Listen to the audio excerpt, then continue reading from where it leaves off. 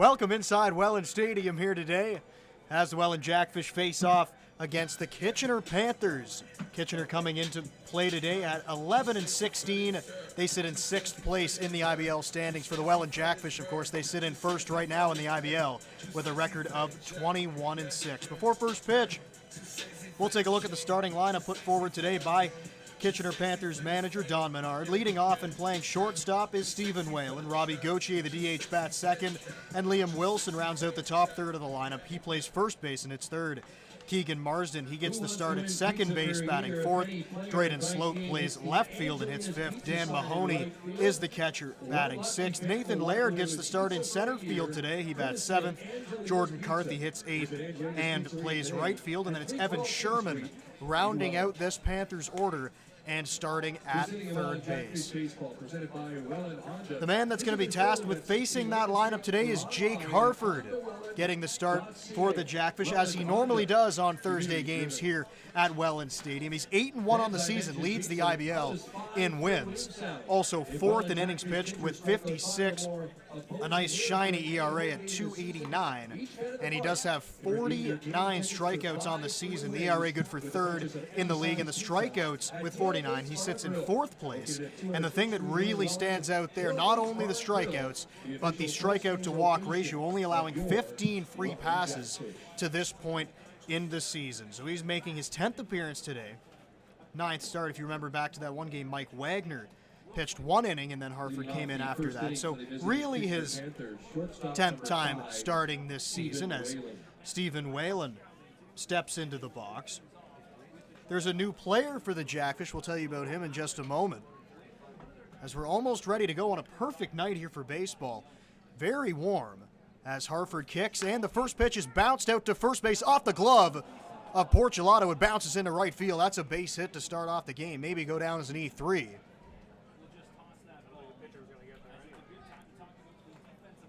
And Stephen Whalen on at first base. So now we'll take a look at the defensive alignment for the Jackfish. In the outfield, it's Brandon Nicholson in left field today, Gio Morello in center, and then that new player we're telling you about, acquired from the Hamilton Cardinals, Justin Gideon gets the start in right field. Ethan Hunt plays at third base. James Smybert is at shortstop. Tyler Dupuis at second. Mateo Porcelato at first.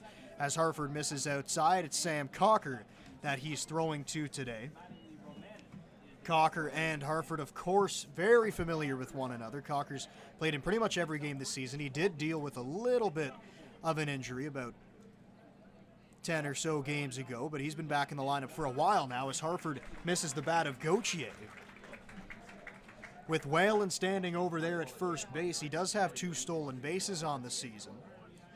Doesn't look like a huge number, but he does lead this lineup put forward today in stolen bases with 2. Kitchener not a team that runs too much as Gauthier swings through another one. On the season, just 14 stolen bases for the Kitchener Panthers. As he takes his lead, Robbie Gauthier at the plate, hitting .222 on the season. He sits behind in the count 1-2, and the offering from Harford, it misses up and outside. And the count evens up now at 2-2. That first play there, Porcelato went to play it on his backhand. It just kind of kicked off the heel of his glove.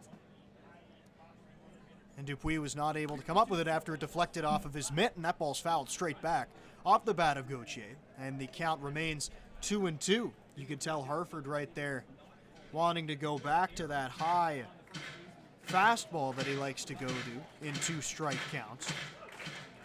Looks like Porcelato over at first base is dealing with some sun as he looks towards the mound. Harford comes set at the belt. Whalen's lead and the breaking ball right there for strike 3. First out of the inning, it comes via the strikeout.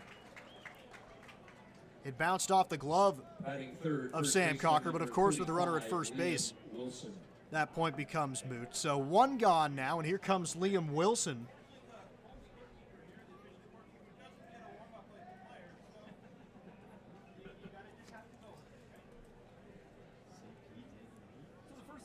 Wilson, one of the best hitters in this lineup, .385 for the season for Liam Wilson. There's 1 out now, runner still standing at first base, and there's that breaking ball once again. Early on in this outing, Harford seems to have good control of it as He got the strikeout of Gauthier on the breaking ball, and it wasn't a normal strikeout pitch. It was in the strike zone. He took it for strike 3, and then that one, same thing. Ball's popped foul. Counts now 0-2 on Wilson. And from Harford, we've kind of seen that all season long. He doesn't necessarily use it out of the zone to get swings and misses. A lot of the times he'll start hitters out with the breaking ball to get ahead. And as we know, he does like to go to the fastball up in the zone to get strikeouts, as he does have great velocity out of the right arm as he delivers an 0-2 pitch. It was a breaking ball. He hung it over the plate, and it's ripped down the line. That's fair. Around second base is Welland. He's going to be held at third. Into second going Liam Wilson, and it is a one-out double for the Panthers. And 2 runners in scoring position now, and here comes the number 4 hitter in Keegan Marsden. Batting fourth, second baseman number 34, Keegan Marsden. With 2 strikes, Harford wanted to go back to the breaking ball. He did, but once again, couldn't get it out of the zone. Kind of hung right up there. Definitely not where you want to throw that pitch with 2 strikes. And it got hit hard, and Liam Wilson, of course, known to do that. Not only with that .385 average, but 4 home runs as well. Guy with lots of power as Marsden swings and fouls one into the catcher's mitt. He falls behind 0-1. And that'll be, of course, huge for Harford to get ahead of these hitters. He was ahead of Wilson.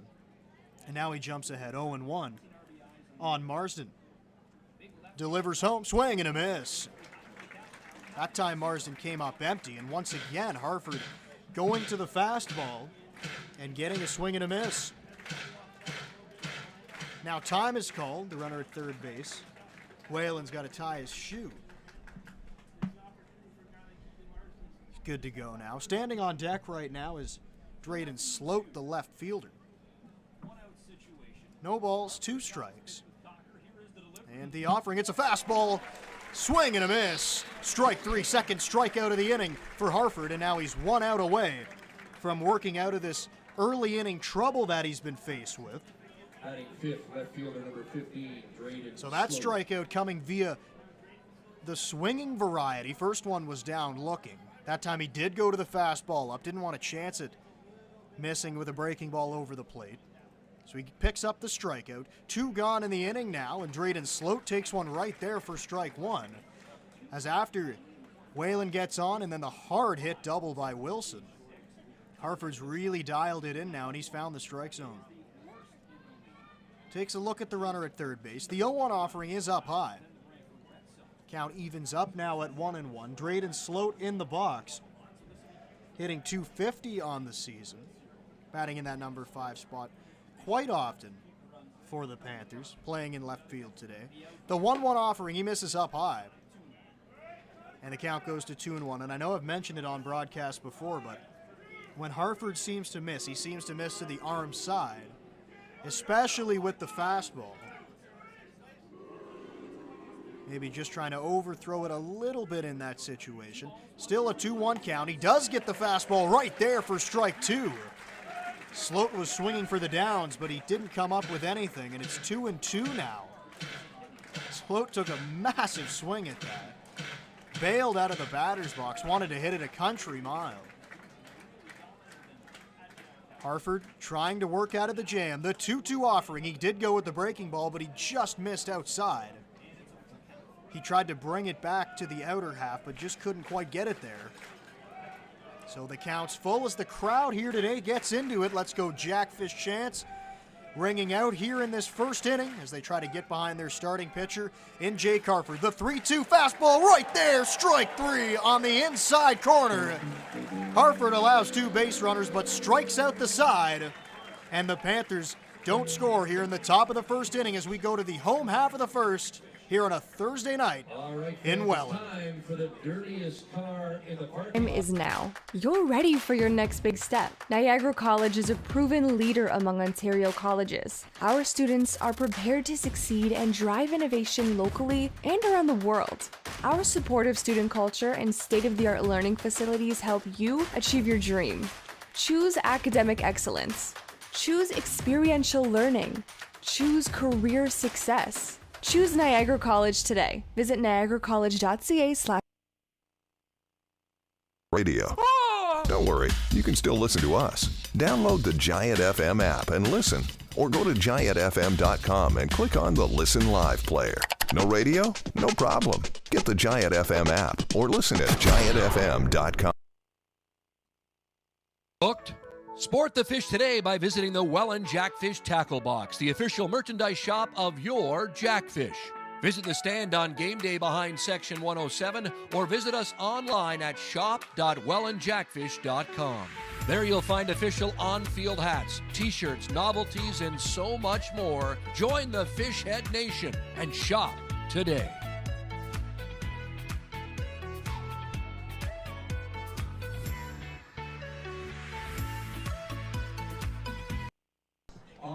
Welcome back here to Welland Stadium as we go to the home half of the first inning. We'll take a look at the starting lineup put forth by Brian Essery today. The 21-6 Jackfish lineup today like this. Batting first is Gio Morello in center field. It's Justin Gideon hitting second. Tied for the lead in home runs this season. He plays right field. Brandon Nicholson plays left and bats third. Sam Cocker does the catching. He hits fourth. James Smybert, he's at shortstop, batting fifth. Mateo Porcelato plays first base and hits sixth. Ethan Hunt bats seventh and plays third base. Mattingly Romanen in the lineup today. He is the designated hitter, hitting eighth. And then it's Tyler Dupuis rounding out the order and batting ninth, playing second base for the Jackfish. And on the mound today for the Panthers is Christian Hawk, making his eighth appearance of the season, seventh start of the year, 3-2. Pitched in 33 and a third innings, 7.02 ERA at this point in the year. And the first man he'll be tasked with facing today is Gio Morello, sitting with a 3.09 average. He's driven in 26 runs. He's also gone deep twice, so a bit of a power threat at the top of the lineup for the Jackfish, but his game is more so speed as he's in the top 10 in stolen bases this season as he takes one on the outside edge for a called strike. Hawk, one of the top starting pitchers on this team, kind of one of their go-to guys on the mound as he delivers an 0-1 pitch, and it's flared down the left field line, moving over his slope. He's not going to get there, but it drops foul. So he falls behind in the count 0-2. And as the leadoff hitter, and Morello's done it all season long, we know he can hit when he's behind in the count. Seems to be a guy that always works the count deep. He gets down quickly here 0-2, but he's got a great knowledge of the strike zone, able to take borderline pitches. And now with Gideon slotting into the lineup, batting second, as Hawk delivers one and it's slashed foul. Left field side by Morello. With Gideon now hitting second in the lineup with, of course, the big power that he possesses, it'll be even bigger for Morello to get on base in front of him. But he still sits in an 0-2 count. Hawk pounding the strike zone here early, delivers another 0-2, and it's bounced out to shortstop. Whalen's got to come get it. His throw on the run, it's not going to be nearly in time. And there's the speed I was talking about. Morello beats it out, running hard right out of the box. And now we see the first at-bat for Justin Gideon in a Jackfish uniform. Justin Gideon. As he gets a nice ovation. Gideon, of course, one of the top players in the IBL, and he's been one of the top players for a long time. This is a guy, as I mentioned, is tied for the lead in home runs. And not only that, he's also in the top 10 in RBIs and the top 10 in batting average, hitting .365 coming into play today. As Morello stands over there at first base, and the first pitch is a breaking ball right there for strike one. Now I do wonder if Gideon hitting in that number 2 spot, if we see Morello maybe not run as often as he did earlier on in the season, not wanting to run into outs, but there he goes right there. Swing and a miss from Gideon, the throw down, and it is in time. Morello's thrown out. Great throw from behind the plate by Dan Mahoney. So Morello's caught stealing. He was trying for his 30th stolen bag of the year, but he's thrown out. That's the third time this season Morello's been caught stealing. Great percentage. But now there's one out, nobody on base for Justin Gideon. He's behind in the count 0-2, and he swings and misses. He's down on 3 pitches. So 2 gone now, and Brandon Nicholson, the number 3 hitter, will walk up to the box. With Morello already here and providing great defense in center field, he will shift over to right. And so watching him in batting practice today, didn't look like he was having any problems shagging fly balls out there as Nicholson swings and misses, and it looks like Hawks has his good stuff here early on. So that was a breaking ball that just missed the end of the barrel. Nicholson was out in front of it. Hawk works quickly, pitches in kind of an abbreviated windup. He's ahead in the count 0-2, delivers it to Nicholson, got in on his hands, it's popped up.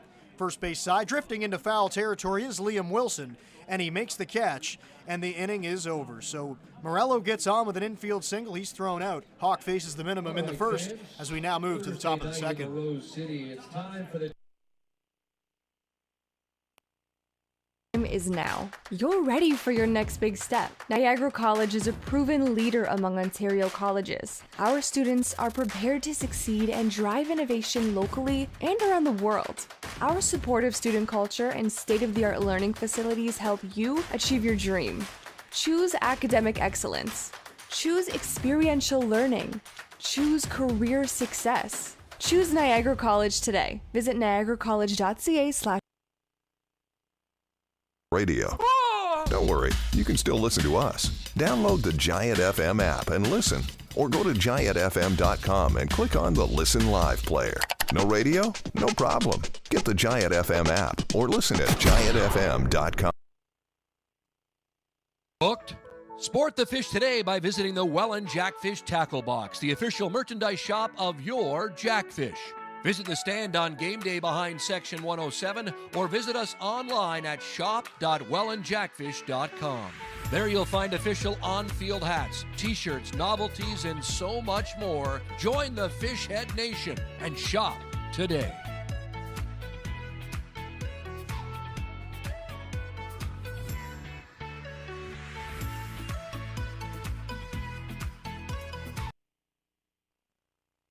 Times when don't try this at home applies. I travel. I'm on the road a lot. Download the free Giant FM app and take us anywhere you want to listen to your hometown classics. Can listen whenever I want. You can't beat that. Get it now at Giant FM.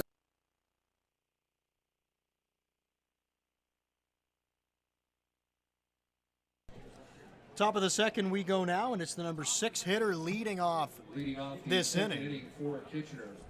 Catcher number 45. Here comes Dan Mahoney to the dish. He's doing the catching today.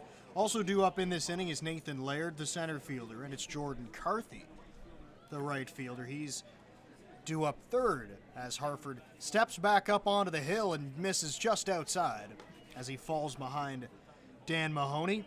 Harford gave up that hard hit double off the bat of Liam Wilson in the first inning, but was able to work out of it by striking out the side.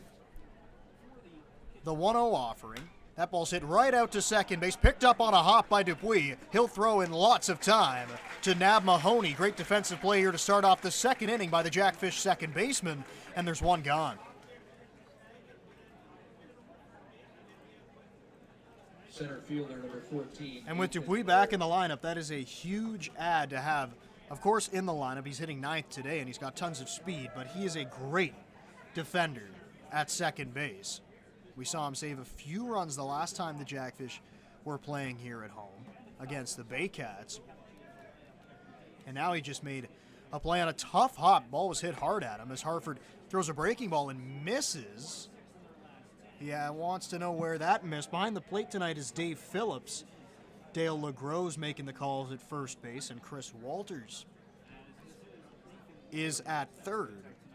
Harford didn't agree with that last call. Looked from up here like it was right in the zone as he gets a swing and a miss, that time from Laird. Laird coming into play today is mostly a pitcher for this Panthers team.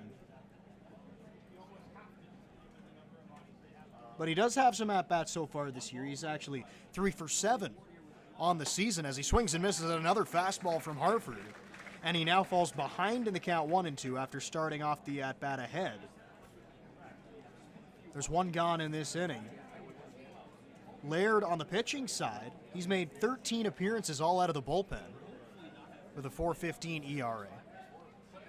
Playing center field today, 1-2, swing and a miss. Fourth strikeout already for Jake Harford, and there's 2 gone. Right fielder Third number 12, coming Jordan Murphy. from a swing from the Panthers. The first strikeout he got against Gauthier was looking. So now he's going to try to retire the side in orders. Here comes Jordan Carthy, another guy that's regularly a pitcher on this Panthers roster. On the pitching side, he's made 7 appearances, even started a game for the Panthers this year on the mound. The 1-0 pitch, it's a swing and a miss. The Panthers have continued to swing at that high fastball from Harford, and they haven't been able to hit it just yet. Of course, that's the bread and butter of Harford, with a guy with a very good fastball. The 1-1, that's a breaking ball. It's hit down the line. Foul. Carthy got out in front of that ball and just hooked it. So the count's now 1-2. For Carthy, he's 3 for 8 on the season. So 2 guys in this lineup that are normally pitchers have gotten a few at-bats this year, and they've done well in limited time at the plate. But Carthy sits behind in the count, 1-2. There's 2 outs. Harford delivers, it's up high. He did stick with the fastball. Carthy kind of had to bend out of the way of it. So the count's 2-2 now. Standing on deck is Evan Sherman, the third baseman. He's looking to get an opportunity here in this second inning, but there are 2 outs. Harford delivers the 2-2. He pulled it. And the count is 3-2 now. You can see him try to make that adjustment. He missed to the arm side on the pitch prior, but then missed too far to the glove side on the next one. So it's now a full count. Don't want to walk him in this situation. Let the number 9 hitter get up to the plate. Here comes the 3-2 from Harford. It's hit on the ground off the glove of Hunt. That ball's going to get into left field. So that'll go down as a base hit for Jordan Carthy, and now the number 9 hitter, Evan Sherman, walks to the dish.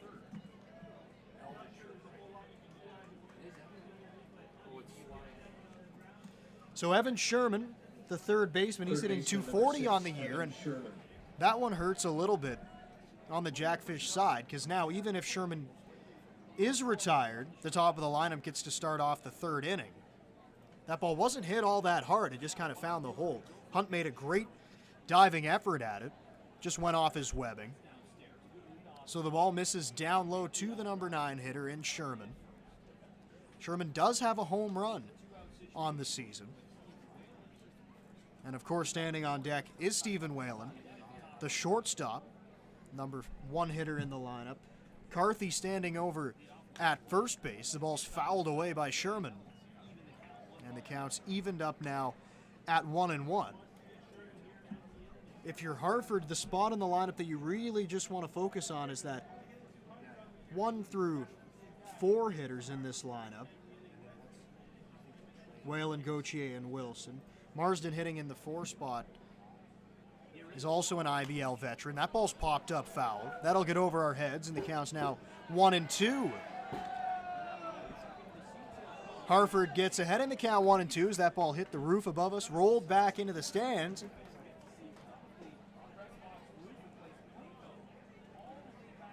So now the count's 1-2 against Sherman. Once again, it would be huge for Hartford here to finish him off right here, not let the top of the lineup get back to the plate. 1-2 pitch, it's up high. 2-2 count now, and we saw this last time. Hartford was able to get ahead in the count 1-2, and then he allowed Carthy to get back to a full count, and of course he had to come right at him at 3-2 and allowed a base hit to left field. So now here comes a 2-2 from Hartford. It's a fastball fouled straight back. I think it actually went off the catcher's mask. He's taking a look at it. He seems to be okay. As Hartford gets the ball back. For Carthy over there at first base, does not have a stolen base on the season. Again, in limited playing time on the offensive side of the ball. He takes a short lead off of first base, not likely to go anywhere. Porcelato still holding him on as Hartford takes a look over there at first, and another 2-2. It's fouled away once again. Quick reactions by the on-deck hitter Stephen Whalen to make the grab off the netting. And the count remains 2-2 on Sherman.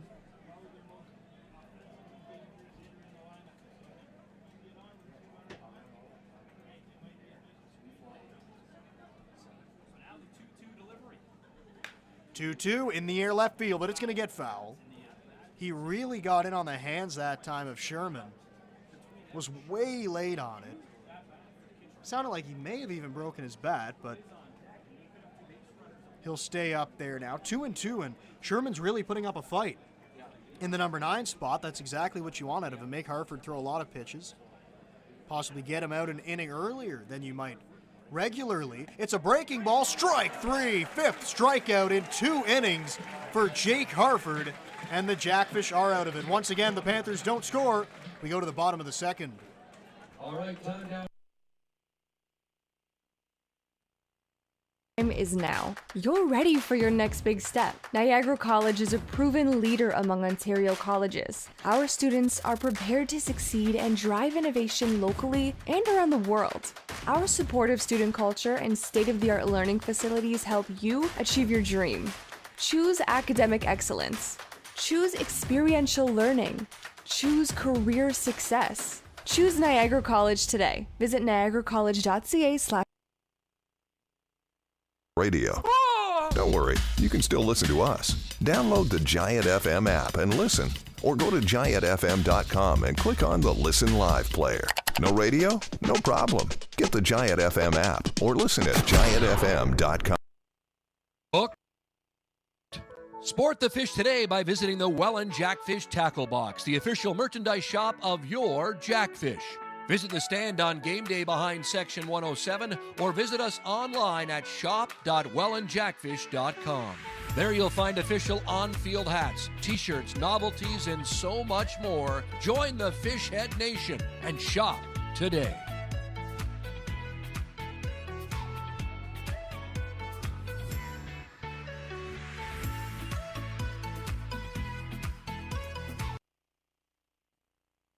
Times when don't try this at home applies. I travel. I'm on the road a lot. Download the free Giant FM app and take us anywhere you want to listen to your hometown classics. Can listen whenever I want. You can't beat that. Get it now at Giant FM.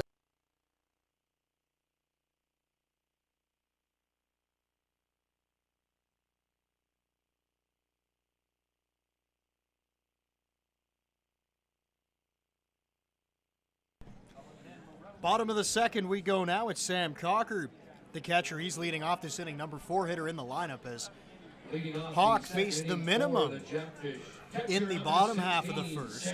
He did allow a base runner, though, as Morello had an infield single to shortstop, but he was thrown out on a perfect throw by Dan Mahoney behind the plate. And when we get a chance, we'll take a look at the rest of the defensive alignment for the Panthers today. But Hawk, though, really looking strong in his first inning of work. Didn't allow any hard contact whatsoever. His first pitch to Cocker is a breaking ball that just clips the outside corner, and that's called a strike, so the count's 0-1 on Sam Cocker. Leading the team in batting average, .384 on the year. The 0-1 to Cocker's popped foul. Straight back, and he's now behind in the count 0-2. Cocker is third in all of the IBL in batting average with that .384 mark, and he's tied for 5th in RBIs with 30. And of course, hitting in the number 4 spot, you're going to have lots of RBI chances, and he's really come through for them all season long at the dish. And here comes the 0-2 to Cocker. It's a breaking ball. Checked his swing. They're going to go down to first base. No swing, though, called by Dale LeGros. So the count's 1-2 on Cocker. 4, 5, 6 hitters due up. That's Cocker, Smybert, and Porchelato. 1-2. Hawk rocks and fires to Cocker. It's a breaking ball, fouled away. Not where he wanted that pitch. Kind of left it up in the zone.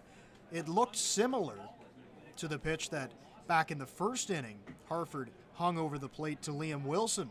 That was smacked down the line for a double. That time Cocker got one up around the letters, but just fouled it straight back. The next pitch, it's bounced out to shortstop, picked up by Whalen, but he drops it. Cocker gets on there. That'll go down maybe as an error on the shortstop. He was deep in the hole. Cocker possibly would have beat it out anyways. So it will go down as a base hit for Sam Cocker. That's 2 times now in this game. Both hits for the Jackfish coming of the infield single variety on ground balls to the shortstop, Stephen Whalen. So now here comes James Smybert to the plate, another guy with a sparkling batting average. First pitch from Hawk, and he's way behind the fastball. Looked like he wasn't expecting it, tried to take it out of the catcher's glove. And he's behind in the count, 0-1. Speaking of that average, though, 373 is just behind his teammate. 1 tick behind him. The 0-1 to Smybert. He was on time there, but it was fouled straight back, and Hawks ahead 0-2. Smybert has been red hot for a while now.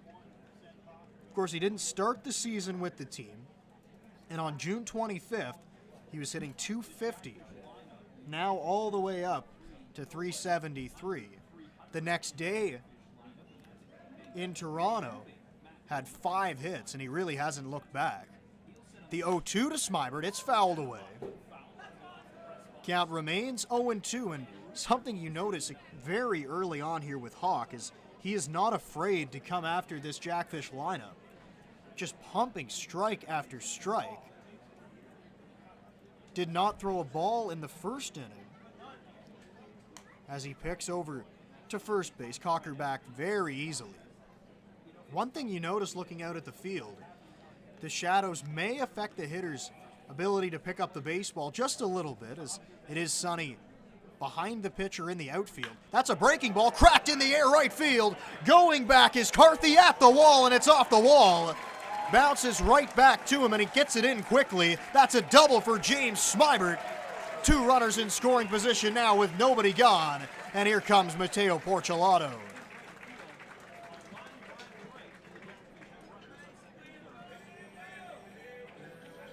I'll tell you what, off the bat, I thought that ball was gone. He left it over the plate, and right there again, he went to the breaking ball with 2 strikes, but didn't get it down. Of course, not where he wanted to throw it, hung it right over the middle. And Smybert jumped all over it. That ball was a rocket out to right field. So now here comes Matteo Porcelato batting in the 6th spot. He's a guy who hit in the 2 spot for a long time this year. Hawk misses down low. Finally falling behind a Jackfish hitter, it's 1-0. Porcelato hit in that 2nd spot. Of course, Justin Gideon batting number 2 now, but he had some great production out of the number 2 spot, and when you can take a guy who has proven himself up there in the order and drop him down to 6th as he takes a strike at the letters, and the count's 1-1, that kind of just speaks to the strength of this lineup. And you look up and down, and there are really no holes. Porcelato does have some power. 3 home runs on the year. The pitch, it's in the air, left field. Cocker tags up at 3rd base. Now Smybert going back to 2nd. They're both going to tag up. Cocker comes in to score. Smybert moves up to 2nd on heads up, or moves into 3rd, excuse me, with heads up base running. So it's a sacrifice fly for Matteo Porcelato. And it's 1-0 Jackfish here in the 2nd. The 3rd baseman, number 25, Ethan Hunt. So a big at-bat from Porcelato. Hitting down in the order. That's exactly what we want to do. You got some base runners out there. Pick up an easy RBI, get the ball in the air. And now it's Ethan Hunt to the dish, the number 7 hitter. He's the 3rd baseman today. Started off playing 3rd base for this Jackfish squad. Moved out into the outfield for a little while, but now back in there, of course, with Gideon playing in right field and moving Nicholson to left. The other 3rd baseman on this team, Mattingly Romanen, he is in the lineup today, but he is the designated hitter. So Matt Hildebrandt, he starts the game on the bench today, and that's a good guy to have on the bench. Somebody that can hit late in the game with lots of power. The 0-1 from Hawk. Breaking ball and misses up high. Counts 1-1. tried to get it right at the letters but couldn't do it. So the count is even now. It is Romanen waiting on deck. There's one gone. Infield playing back, so a ground ball up the middle. Definitely scores a run. It's another breaking ball. He doubled up on it. And the count's 2-1 now. Even a ground ball to first base probably nets the Jackfish a run. I think the only time they don't score is on a hard hit ball to third. But Hunt looking to do more damage than that with the runner in Smybert standing just 90 feet away. The offering just below the knees. And the count's 3-1 now. This is really the first time in this game that Hawk has fallen way behind a hitter. He came out firing darts in the strike zone. Now behind 3-1 against Ethan Hunt. He delivers, and it is fouled. It was a fastball on the outer half. Hunt was way behind it, and the count's 3-2. Hawk does look like he's featuring good fastball velocity. So both guys starting in this game are throwing very hard, as Hunt just saw the breaking ball twice before that, so he was all slowed down when that fastball came up there. Here comes the 3-2. He goes with the fastball. Strike three called on the outside. Mahoney dropped the ball, so he slaps the tag on Hunt. Ethan Hunt already threw his bat aside and was walking down to first base before being rung up by Dave Phillips. So there's 2 outs now, and here comes Mattingly Romanen. Hitter number 8, Mattingly Romanen.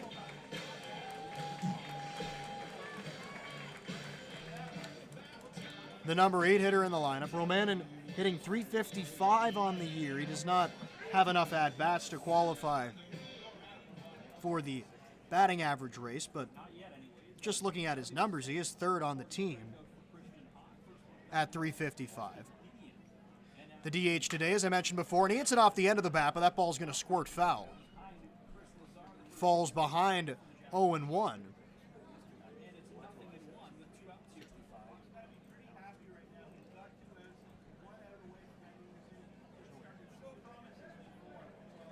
Romanen has 10 RBIs on the year, trying to pick up his 11th with a runner just 90 feet away still, as that was a massive strikeout from Hawk to get an out without allowing that run to score. Here comes the 0-1. It's bounced on the ground, foul.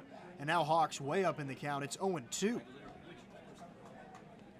Hawk coming into play today, as I mentioned off the top of the broadcast, with a 7.02 ERA, but the way he's throwing so far in this game doesn't look like a guy with those kind of numbers.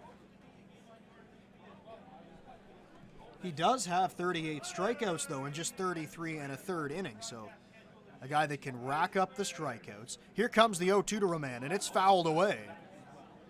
So the count remains right there, and you saw it once again, a Jackfish hitter. This time Romanen way behind on a fastball by Hawk.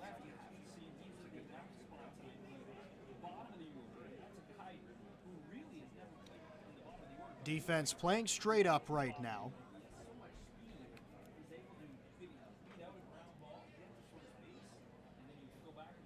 Hawk comes set. Smybert takes his lead off of third base. He delivers to Romanen. It's fouled away once again.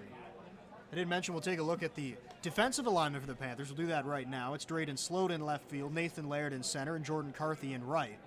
Evan Sherman plays third base. Stephen Whalen's the shortstop. Keegan Marsden's at second base. Liam Wilson plays over there at first base, and then it's Dan Mahoney behind the dish. He already made a great throw today back in the first inning to nab Gio Morello. Is trying to steal. That ball's bounced right back up the middle, but it's gloved by Hawk. He'll run it there, flip it to Wilson, and retire the side. So the Jackfish threaten, but they can only get one. Good job by Hawk to work out of it, but they do lead it 1-0 after 2 innings of play as we go to the top of the third. Now, you're ready for your next big step. Niagara College is a proven leader among Ontario colleges. Our students are prepared to succeed and drive innovation locally and around the world. Our supportive student culture and state-of-the-art learning facilities help you achieve your dream. Choose academic excellence. Choose experiential learning. Choose career success. Choose Niagara College today. Visit niagaracollege.ca/. Radio. Don't worry, you can still listen to us. Download the Giant FM app and listen, or go to giantfm.com and click on the Listen Live player. No radio? No problem. Get the Giant FM app or listen at giantfm.com. Sport the fish today by visiting the Welland Jackfish Tackle Box, the official merchandise shop of your Jackfish. Visit the stand on game day behind section 107 or visit us online at shop.wellandjackfish.com. There you'll find official on-field hats, t-shirts, novelties, and so much more. Join the Fishhead Nation and shop today.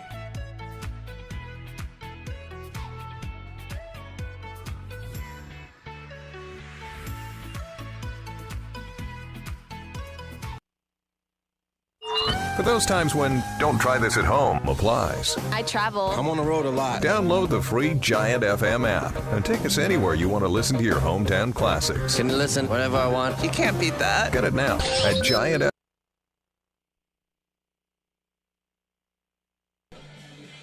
Third inning now as the top of the lineup comes up for the Panthers. That's Stephen Whalen, the shortstop. Evan Sherman struck out, the number 9 hitter, to finish off that second inning. So Stephen Whalen is coming up to the dish as the Panthers try to get that run back that they gave up in the second inning. Hawk did a great job to minimize the damage and a weak swing from Whalen on a breaking ball, or at least an off-speed pitch from Hartford.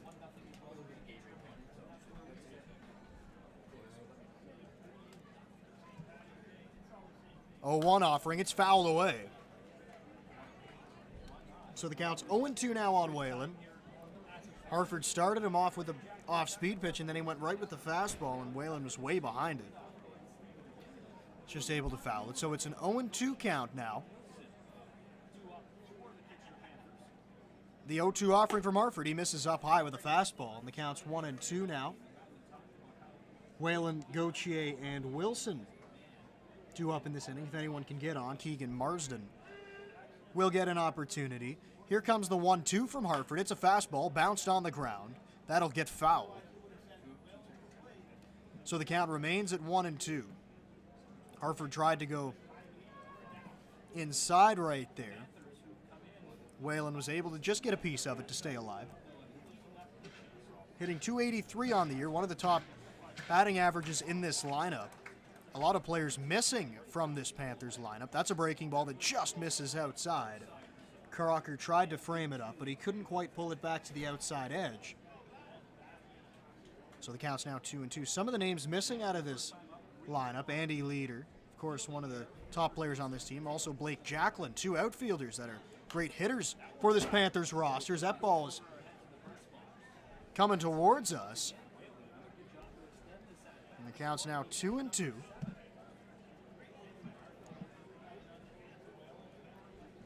On the season, Andy Leader, 386, so that's a huge guy they're missing. And then Jacklin's right there at 368, or 365, excuse me. So two guys that are two of their top hitters missing out of this lineup. That ball's down.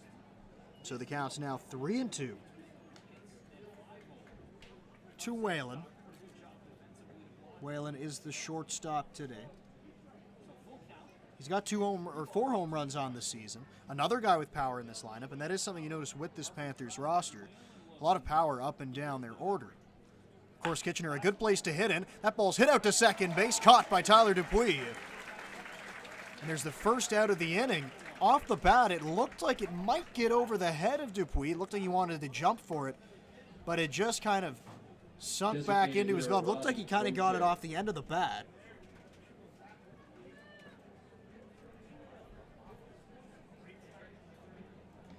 Didn't hit it hard, so there's one gone now and some soft contact off the bat of Whalen. Now we'll try to go right after the DH in. Robbie Gauthier starts him off with a breaking ball, but missed up high. So the count's 1-0 now. Liam Wilson on deck. Here comes the 1-0 offering. That's right there on the inside corner. Robbie Gauthier kind of turned away from the pitch, thought it was more inside than it actually was. So the count evens up at 1-1 with one out. The shadows now slowly creeping away. Still a little bit of sun out there, as this time it does run too far inside. So Robbie Gauthier trots down to first base, and now here comes Liam Wilson.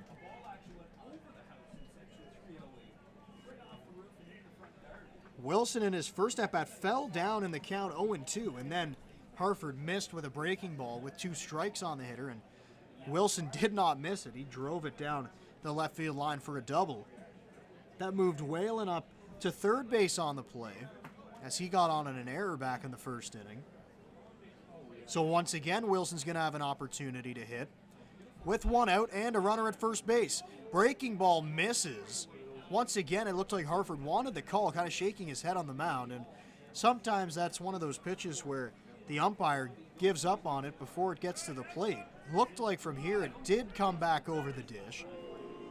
Didn't get the call, so it's a 1-0 fastball now that misses down low. And he falls behind in the count 2-0, and against a guy like Wilson, not somebody you want to fall behind in the count to. Wilson has missed a little bit of time this year, this only playing in his 18th game. As Harford throws a fastball and it's fouled away off the glove of Sam Cocker. So the count's now 2-1. Just 55 at-bats coming into play today. He was DHing for a time period as well. Now playing over at first base. He does play different spots in the infield. 2-1 offering to Wilson. Swing and a miss. Pitch just drifted off the outside corner. Wilson couldn't come up with anything, so he is even in the count now at 2-2. It's Robbie Gauthier still standing over there at first base. The DH does not have a stolen base on the season. Does not have a stolen base attempt. Wilson, quick hands, fouls it away. The count remains at 2-2. That ball was inside on Liam Wilson, and he had a quick swing, able to pull his hands in and get decent wood on it. But it was just a little too out in front. Gauthier still taking his lead over at first base. 2-2 inside. Wilson has to duck out of the way of it. He does just get out of the way, as Harford already allowed Gauthier on in this inning by hitting him, and he almost did the same thing right there to Liam Wilson. Now we'll see if they send the runner with 2 strikes, or 3-2 count with 1 out. I don't think they will. He's not going anywhere, and Wilson skies it. Third base side, Ethan Hunt moving into foul territory, still looking for it, and it drops behind him. That ball was hit so high in the air. Seemed like it was an eternity before it came down. Hunt just kind of lost track of it while it was up there. So it's another life for Liam Wilson, and this is not the kind of guy you want to be giving extra opportunities to. We saw why back in the first inning. Harford, though, trying to not allow another hit off the bat of the first baseman for the Panthers, but he will. It's ripped into left field. Second hit of the game for Liam Wilson in his second at-bat. And there's 2 runners on now with 1 away, and here comes Keegan Marsden to the plate. Second baseman Marsden struck out his first time up. Comes into play today with a .264 average, but a guy who's been around for a long time. From Stratford, playing in his 5th season here with the 5th season in the IBL, 4th season with the Panthers. He played his first year in Guelph. Left-handed hitter facing the right-hander in Harford. Harford misses outside, and this inning Harford has been falling behind hitters with a little more regularity than he was in the first 2 frames. So Marsden jumps ahead in the count. And he slugs a ball to right field. Going back is Giddy, and he's not going to get there, and it bounces past him. It's going to get all the way to the wall. 1 run comes in to score. That's Gauthier crossing the plate. RBI double off the bat of Keegan Marsden, and we're all knotted up at 1 here in the 3rd.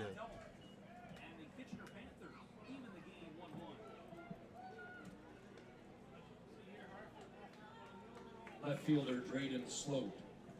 So it's Robbie Gauthier trotting in from second base on the double. Liam Wilson goes first to third.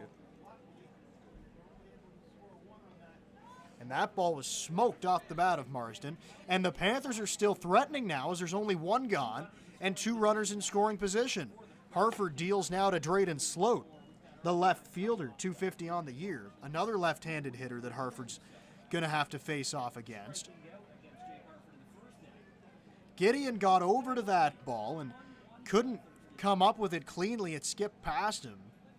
That pitch is just on the inside part of the plate. Looked like Sloat wanted to stick his elbow out there. He's wearing that protective guard. But the pitch was on the inside part of the plate. Gideon did misplay that ball out there in right field, but I don't know if it would have affected the outcome. Even if he comes up with it, Sloat pops it up, left field. That's Smybert going back. He makes the catch. 2 outs now and a massive pitch from Harford. Catcher Dan Mahoney. As he gets an out without allowing the base runners to score and move up. In that situation, of course, with 1 out or none out, you're looking for a strikeout or a pop-up on the infield, and the pop-up is pretty much on the infield. He did get the shortstop to make the catch, so there are 2 outs, and that'll make it easier for Harford to work out of this now. As a sacrifice fly, of course, won't score a run for the Panthers, and he misses just inside to Dan Mahoney, the catcher. Dan Mahoney, in his first at-bat, he led off the second inning, grounded out to second base. He hit that ball pretty hard. Dupuis made a nice play on a one-hopper. But looking for his first hit of the game, that ball's inside, maybe a little bit high as well. And the count now goes to 2-0 on Mahoney. Nathan Laird, he stands on deck, hoping to get an opportunity in this third inning to hit. The offering to Mahoney, that's right there on the outside. Called strike by Dave Phillips, and the count's now 2-1. It's Liam Wilson standing over there at third base, and Keegan Marsden on at second base. So the 3 and 4 hitters in this lineup have really done most of the damage for the Panthers. That 2-1 pitch is right there, counts even now at 2-2. Of course, Wilson has 2 hits in the game now, and then Marsden did strike out his first time up, but roped a ball to right field. That's how he got on second, and that's how the Panthers have tied this game. Next pitch from Harford, it's fouled away right towards the Panthers' dugout. Count remains 2-2, and once again we see a hitter way behind on a fastball. We've seen it on both sides. Hawk has made some Jackfish hitters do that, and of course Harford just made Mahoney look way late. And again it gets in on his hands and gets fouled. So if you're Harford, I think you'd likely just stick with a fastball here. He's shown that he's not able to catch up to it at this point in the at-bat. Probably don't want to speed up his bat and leave a breaking ball right there. We'll see what he goes with. 2-2. It is a fastball, and it's in the air right field. Coming on is Gideon. He'll get there to make the catch and finish off the inning. So a couple runners get on. A big 2-run double, or a big RBI double off the bat of Keegan Marsden, but he's stranded out there at second base, and Wilson was left on. World.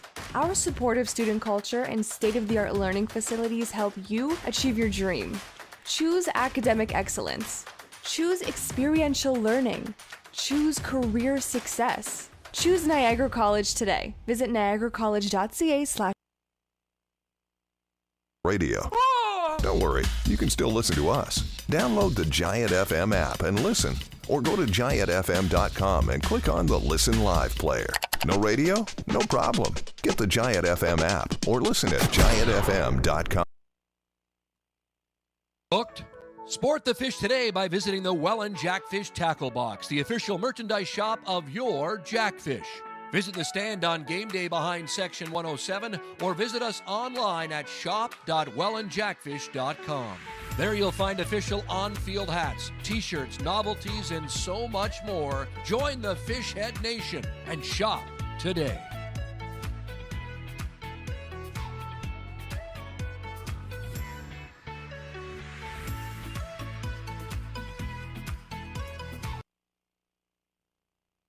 Times when "don't try this at home" applies. I travel. I'm on the road a lot. Download the free Giant FM app and take us anywhere you want to listen to your hometown classics. Can listen whenever I want. You can't beat that. Get it now at Giant FM.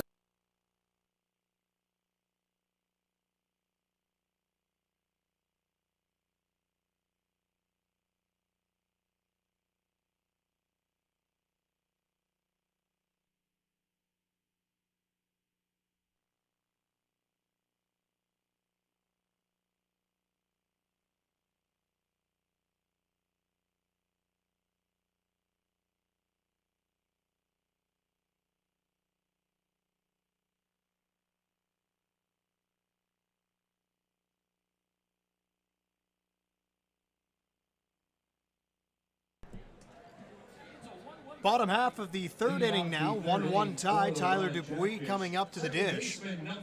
Dupuis hitting in the number 9 spot today. Gonna hit around that 6 spot for a lot of the season. Of course, missed a lot of time with that injury, but back in the lineup now. And I like this spot for him, hitting in the number 9 hole. Lots of speed down there for when the top of the order comes back to the plate. Speaking of the top of the order, it's Morello and Gideon also due up in this inning. Dupuis coming into play batting .309. Nice number 9 hitter to have in your lineup. Hawk pitches and it's rifled back up the middle. Dupuis on at first base with a hard hit single and he takes a big turn around first. First pitch of the inning from Hawk is ripped back up the middle for a base hit, and Dupuis always running hard straight out of the box. Just in case that ball's misplayed in center field, he would have easily been able to move up. But he stays right there at first base, and here comes Gio Morello.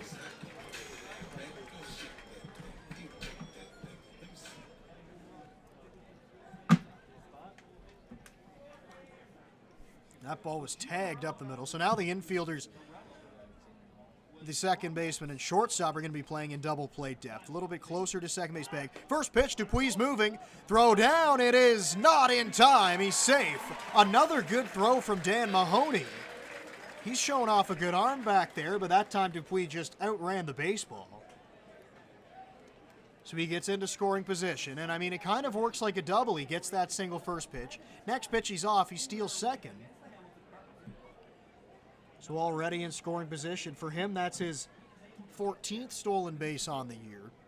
Morello sitting in a hitter's count now, looking to drive in a run. He swings and misses at an off-speed pitch.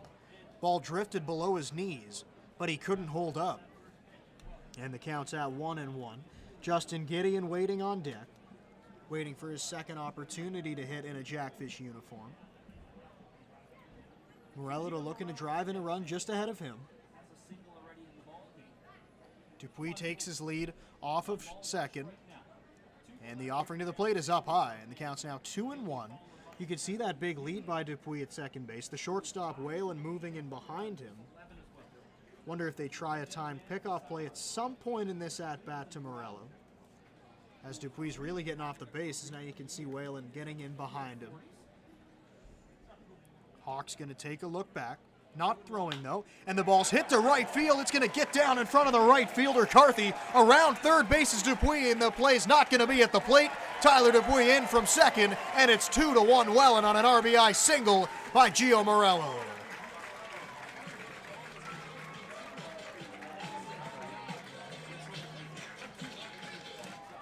Second hard hit ball of the inning by the Jackfish. For Morello, that's his 27th RBI on the year. And it gives the Jackfish the lead, and that's huge, of course, after Harford had a little bit of a tougher inning and gave up a run to get it right back and regain the lead. So now here's Justin Gideon, and this same situation took place in the first inning to start off the ball game with Morello on at first base. He tried to steal second, was thrown out. And then after that, Gideon struck out. But this time he takes up high for ball 1. He gets ahead in the count. He went down on 3 straight pitches his first time up. Throw over to first base. Easily back is Morello. Morello sitting on 29 stolen bases. Was looking for his 30th earlier on today. Gideon, left-handed hitter, Once again, a throw over to first. And once again, Morello back standing up. Gideon actually started his career with Burlington. So, of course, in this Welland organization, of course, they moved from Burlington to come here to Welland. When the team moved to Welland, he did find another place to play in Hamilton, but now coming back over. He played 27 games for the Cardinals this year. Their everyday center fielder, throw over there once again. Morello wasn't really paying attention, but he still got back easily. You could hear first base coach Chris Lazar, who is coaching first base today. Of course, normally a pitcher on this team. Morello's going. Ball's fouled at the plate. So Morello's going to have to go back. Haven't really mentioned it, but 3 coaches absent from today's game for the Jackfish.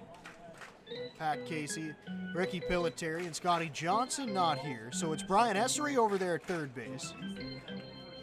And Chris Lazar coaching first. So it's a 2-1 count. Gideon looking to pick up his first hit as a Jackfish. He's putting on a show in batting practice today. The offering to him is a breaking ball. He fouls it into the mitt of Mahoney. The count evens at 2-2. Saw a couple balls hit to right field off the houses out there. Of course, has a lot of power coming into play with 11 home runs to date. And the flags are blowing out here today. Looking on the field at batting practice when I was down there watching them hit as Morello's moving. The throw down by Mahoney. It's right there and he's out. The second time today, Morello's been thrown out trying to steal. And that is the first man retired for the Jackfish this inning. And all 3 steal attempts by the Jackfish. There have been great throws from Mahoney. Of course, Dupuis stole the bag, but that's twice, of course, now that Morello has been thrown out. 3-2 count to Gideon. Fouled into the glove. Strike 3. He goes down on strikes once again. And that is almost a mirror image of what happened back in the first inning. Morello thrown out stealing. And then Gideon down on strikes. So there's 2 outs for Brandon Nicholson. He popped up in foul territory to the first baseman Liam Wilson in his first at-bat. Hitting for the second time here in the third inning, delivers outside. And the count goes to 1-0.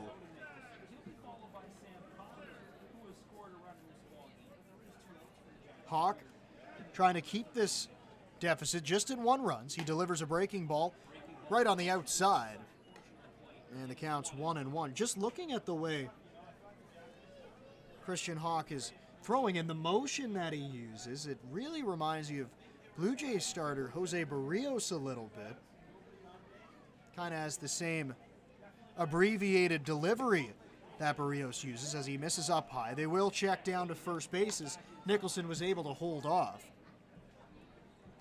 So the count moves to 2-1. If Nicholson can find his way on base, it'll be Sam Cocker coming to the dish. He had a hit, an infield single, his first time up. Came all the way around to score. Hitters count for Nicholson. 2-1, misses outside, and it's 3-1 now.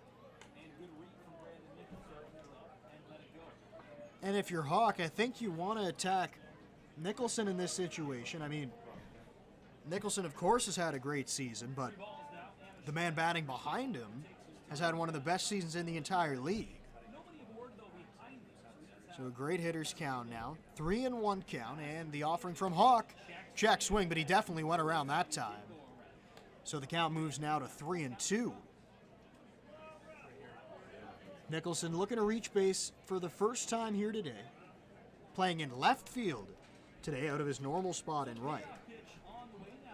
And here comes the 3-2 from Hawk. It's a breaking ball. Strike 3 called on the outside. Nicholson's rung up and the inning is over. So the Jackfish do score 1 and they lead it now 2-1. First third of this game is done. We go now to the 4th inning here in the vibrant Rose City. 50-50 tickets as well.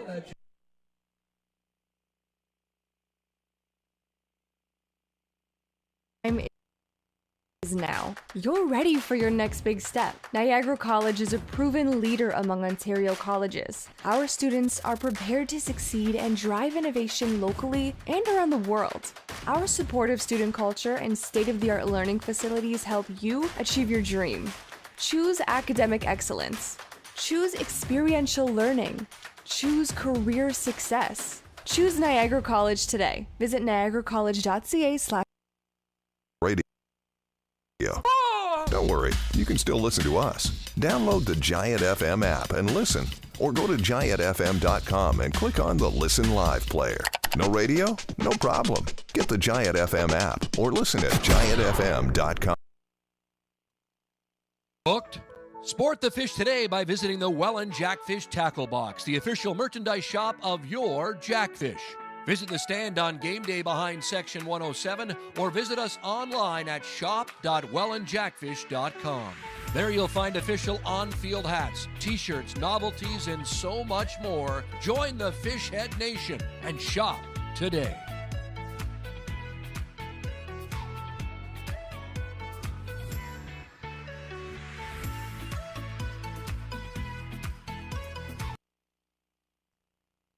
Times when don't try this at home applies. I travel. I'm on the road a lot. Download the free Giant FM app and take us anywhere you want to listen to your hometown classics. Can listen whenever I want. You can't beat that. Get it now at Giant FM.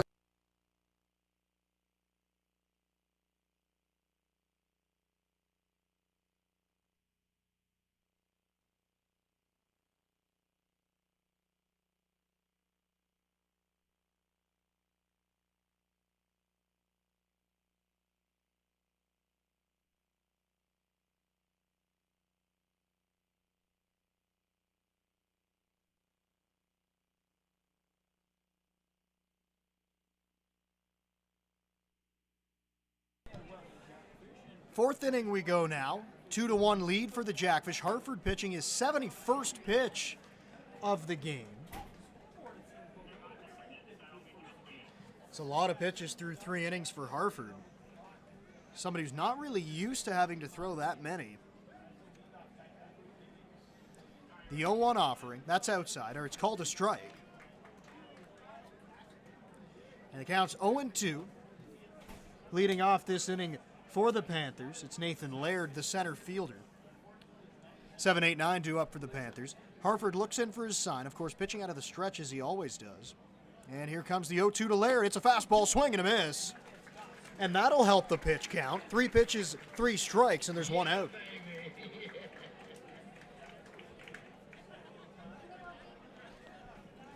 And now Jordan Carthy walks up to the plate. Right fielder Jordan Carthy. Carthy is 0 for 1, or no, excuse me, he had a base hit his last time up in his first at-bat, singled to left field, and he rips it fair down the line. Another hit for Jordan Carthy. He's around first base, heading for second. Here comes the throw, and it's going to be offline. Carthy's in there with a double. Second hit of the game for Jordan Carthy. So the number 8 hitter having himself a night.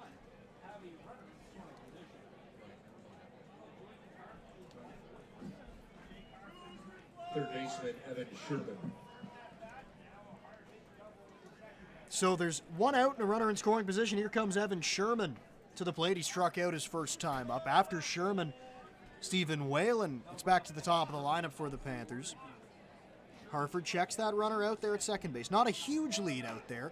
Breaking ball misses inside, and he falls behind 1-0.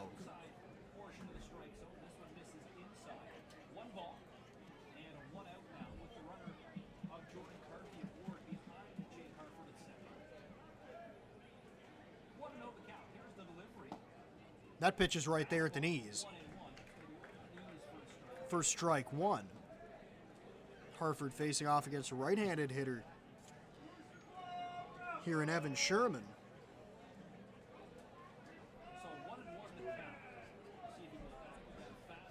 That's a breaking ball, and it's fouled away down the first base side, and a great catch made by a young fan on the berm in right field, catching it on the fly.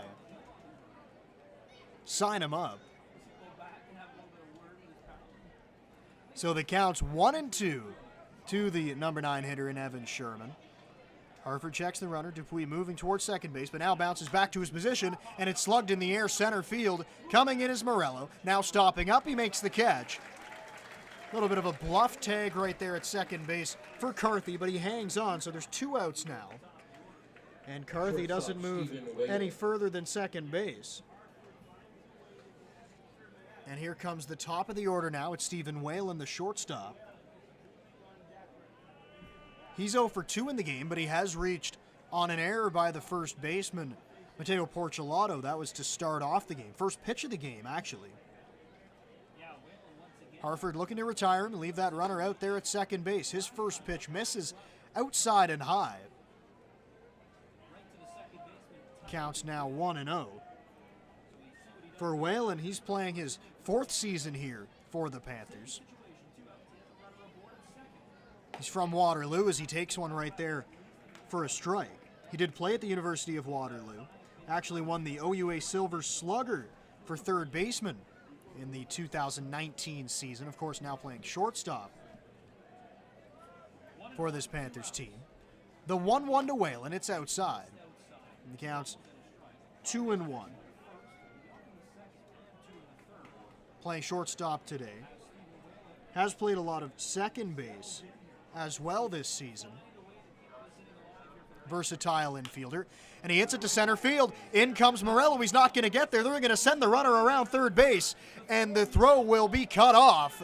Diving in head first is Carthy. And this game's all tied up once again. It's 2-2.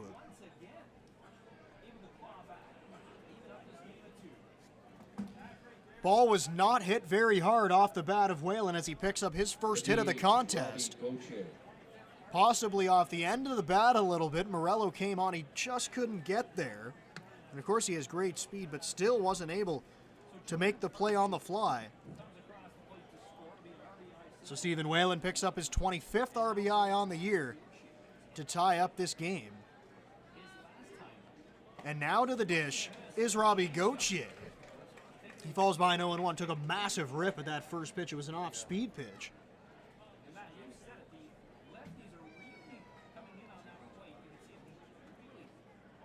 0-1 count. Breaking ball, that's right there for a strike. Perfect pitch from Jake Harford to bend it right over the zone. And the count's now 0-2. He gets ahead with that breaking ball. He'll likely now turn to the fastball up if history repeats itself. Gauthier walked his last time up. It's put in play right to first base, picked up by Porcelato. He'll take it to the bag himself. And the inning is over, but the Panthers get a massive 2-out RBI off the bat of Stephen Whalen, and they tie this game up at 2 as we go now to the bottom of the 4th inning. Right in front of the Jackfish dugout. Time is now. You're ready for your next big step. Niagara College is a proven leader among Ontario colleges. Our students are prepared to succeed and drive innovation locally and around the world. Our supportive student culture and state-of-the-art learning facilities help you achieve your dream. Choose academic excellence. Choose experiential learning. Choose career success. Choose Niagara College today. Visit niagaracollege.ca/. Radio. Don't worry, you can still listen to us. Download the Giant FM app and listen. Or go to giantfm.com and click on the Listen Live player. No radio? No problem. Get the Giant FM app or listen at giantfm.com. Hook. Sport the fish today by visiting the Welland Jackfish Tackle Box, the official merchandise shop of your Jackfish. Visit the stand on game day behind Section 107 or visit us online at shop.wellandjackfish.com. There you'll find official on-field hats, t-shirts, novelties, and so much more. Join the Fishhead Nation and shop today.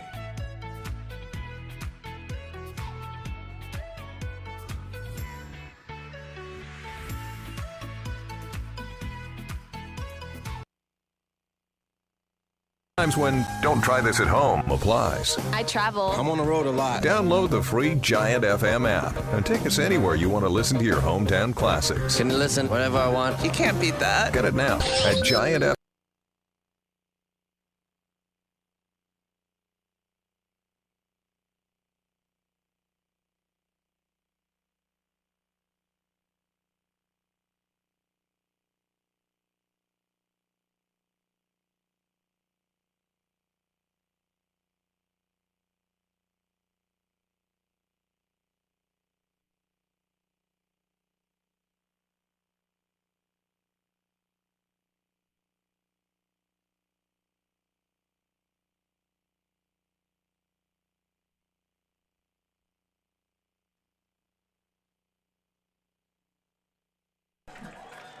Number 4 hitter Sam Cocker to the plate. He'll lead off this 4th inning here as Nicholson struck out looking to finish off the 3rd. 4, 5, 6 due up. It's Cocker, Smybert, and Porcelato. The part of the order that got that first run of the game for the Jackfish. Cocker looking for his first hit, or not his first hit, but he bounces a ball out to third base, and he's thrown out. He was actually on an infield single. He came across to score the first run of the game.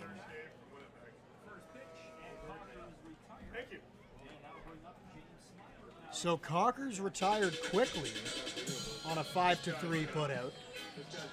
So there's one out now. As now here comes James Smybert, left-handed hitter. Shortstop today for the Welland Jackfish. There's one gone in the inning now on that ground out by Cocker. First pitch to Smybert, he's taking all the way and it misses down low. Counts 1-0. Wanted to just see a pitch there possibly from Hawk. The next pitch, that's it in the air left field. Going back is Sloat. He's still on the run. He looks up and it's off the wall. Easily cruising into second base is Smybert. That's his second double of the game. And the Jackfish are in business here in the 4th inning. Runner in scoring position with 1 out. And now here comes Mateo Porcelato, who drove in. First baseman number 10, Mateo. So Smibert's first double, he hit it off the wall in right field. Now he shows power the other way, hitting that double off the wall in left field. And with 1 away, that'll give Mateo Porcelato an opportunity to drive him in. Looking for his 31st RBI on the season. He's tied with Sam Cocker right now for the team lead at 30. Breaking ball, that's right there for a strike. Counts 0-1. Let me correct myself. In his first at-bat with the sacrifice fly, that was his 31st RBI of the season. Runner out there at second base. It's Smybert after the double off the left field wall. Hawk delivers. Porcelato bounces it on the ground out to second base. Picked up, throw there, and it is in time. Marsden a little bit nonchalant out there. Almost let Porcelato beat it out. But he was thrown out by an eyelash, and there's 2 out now. On the play, Smybert does move into third base. So he is 90 feet away from scoring now. And here comes Ethan Hunt to the plate. And in recent memory, at least, this is one of the lowest scoring games of the season, possibly the lowest scoring game of the season. As the Jackfish are averaging around 10 runs per game. Sitting with just 2 here in the 4th inning. Seems a little bit out of character for them. And he hits it right back up the middle. That's off the glove of Hawk. Now it's out to Welland. His throw is still in time. Mark that down, 1-6-3 to retire the side. A 1-out double. That gets stranded at third base. Game still tied at 2. We go now to the 5th inning. Line up behind. Is now. You're ready for your next big step. Niagara College is a proven leader among Ontario colleges. Our students are prepared to succeed and drive innovation locally and around the world. Our supportive student culture and state-of-the-art learning facilities help you achieve your dream. Choose academic excellence. Choose experiential learning. Choose career success. Choose Niagara College today. Visit niagaracollege.ca/. Radio. Don't worry, you can still listen to us. Download the Giant FM app and listen. Or go to giantfm.com and click on the Listen Live player. No radio? No problem. Get the Giant FM app or listen at giantfm.com. Booked?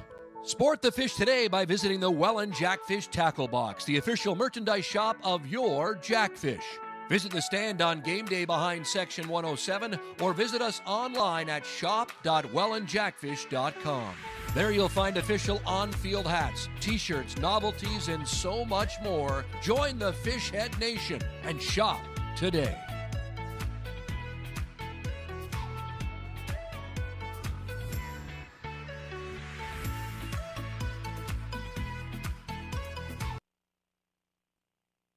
Times when "don't try this at home" applies. I travel. I'm on the road a lot. Download the free Giant FM app and take us anywhere you want to listen to your hometown classics. Can listen whenever I want. You can't beat that. Get it now at Giant FM.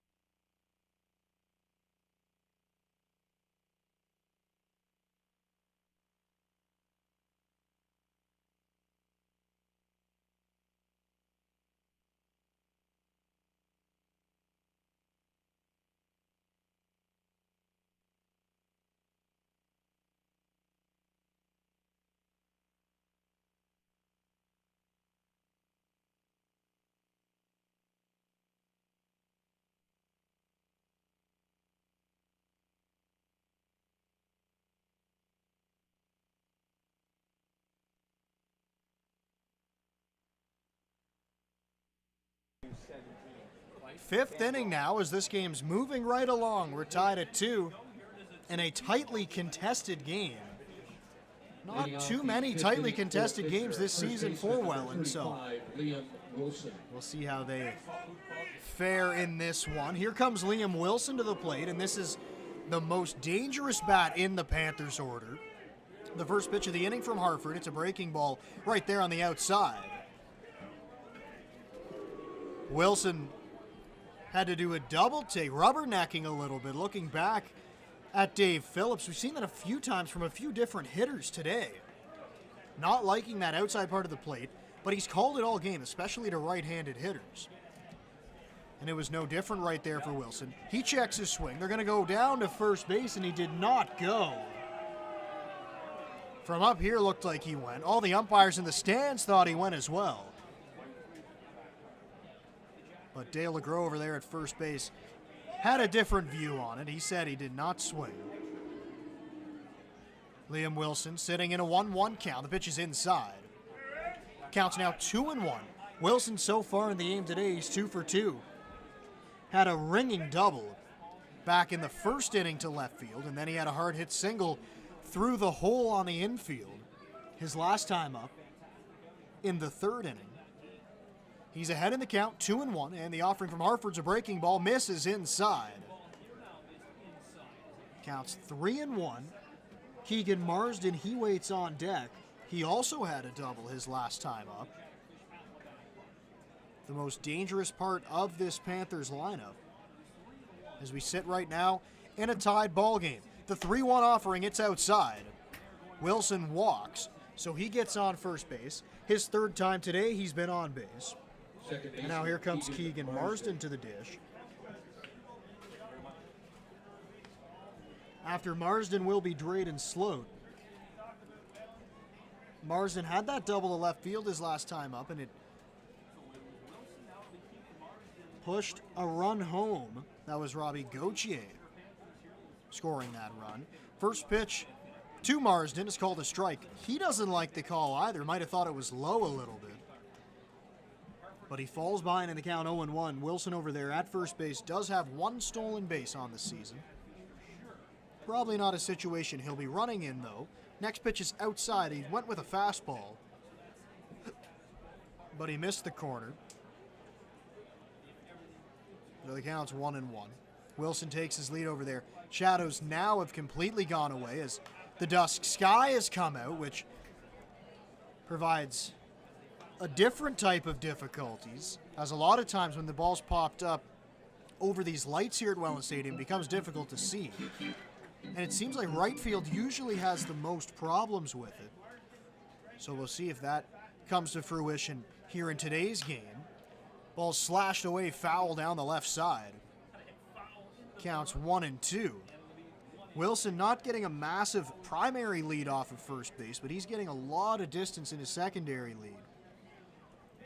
A base hit into the outfield, he can likely go first to third. He's dancing off of first base now. Once again, takes a big secondary lead, and it's slugged in the air right field. Gideon going back. He stops up on the track, and he makes the catch. Throw back into the infield. Wilson's got to go back to first base, and a great catch by the right fielder, Justin Gideon. He went all the way back to the track, then had to stop on a dime, slipped a little bit, but still was able to haul it in. Fielder Drayden Sloat. Put a star beside that play. And that's a big out for Harford to get on Marsden. Once again, the ball was hit hard. And the next batter is Drayden Sloat. He takes one on the outside for strike one. That's twice now Marsden has hit a ball hard, but Gideon was just able to pick it off the turf. An 0-1 count to Sloat. Great play behind the plate by Cocker. The pitch was inside. He was set up on the outer part of the plate. He had to reach all the way across on that breaking ball, but made the catch. So a 1-1 count. There's one gone. The pitch is up high. To Sloat. It's 2-1 now. Wilson still standing over there at first base. He had to go back on that fly ball out to right field. One out in the inning after Sloat. Dan Mahoney likely will get a chance to hit. Throw over to first base. Wilson was taking a big lead. Looked like he was leaning actually a little bit towards second, but he got back easily with a headfirst dive. 2-1 count to the hitter Sloat. Another good size lead by Wilson. Fastball swing and a miss. 2-2 now, and that's a couple times today we've seen Sloat take a big swing at a fastball and come up empty. Harford trying to do the exact same thing now with 2 strikes on the hitter. Trying to set him down. The offering swing and a miss.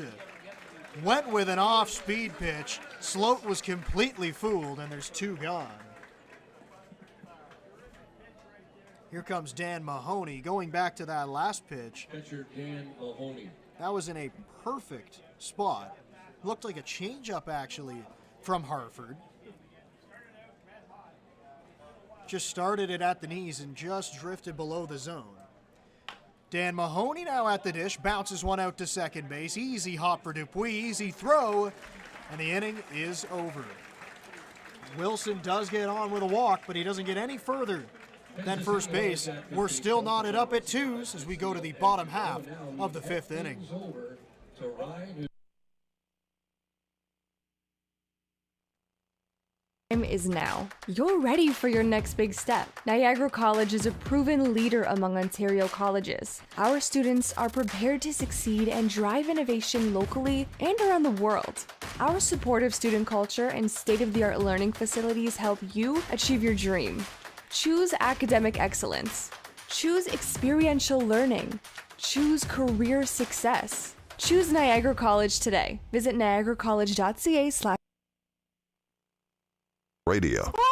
Don't worry, you can still listen to us. Download the Giant FM app and listen, or go to giantfm.com and click on the Listen Live player. No radio? No problem. Get the Giant FM app or listen at giantfm.com. Book. Sport the fish today by visiting the Welland Jackfish Tackle Box, the official merchandise shop of your Jackfish. Visit the stand on game day behind Section 107 or visit us online at shop.wellandjackfish.com. There you'll find official on-field hats, t-shirts, novelties, and so much more. Join the Fishhead Nation and shop today.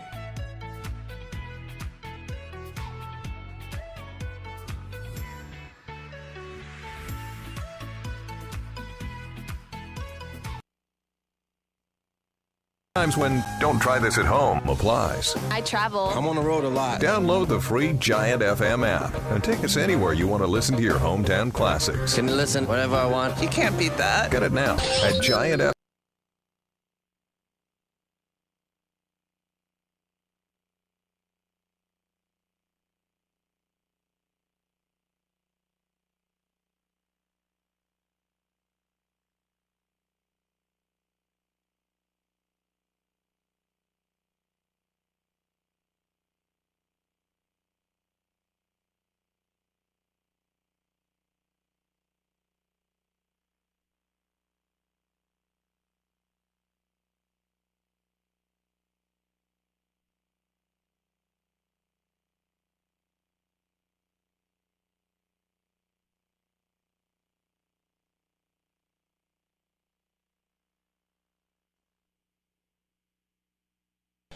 Fifth inning now, Mattingly Romanen to the dish, the DH. He's 0 for 1 in the game, only getting his second opportunity here in the fifth inning. Hawk back out there on the mound. Hawk's really been efficient. 56 pitches only through 4 innings, working into his 5th inning of work now. The bullpen on the Panthers side is quiet. There is some movement in the Jackfish bullpen as that pitch misses outside. Gets away from the catcher, Mahoney. That's ball 1.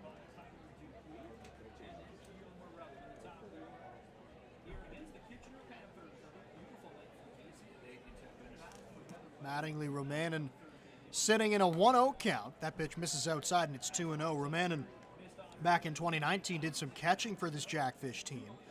Played mostly at third base so far this year, which is more of a natural position for him. And now getting an opportunity as the designated hitter. The 2-0 pitch is right there at the letters, and it's 2-1. The regular DH, Matt Hildebrand, not getting the start here today. I said it before, he is a massive piece on the bench. Somebody that can put runs up on the board in a hurry. Mattingly takes one outside. And it's 3-1 now. That's a few times in this inning we've seen Hawk miss outside to Romanen.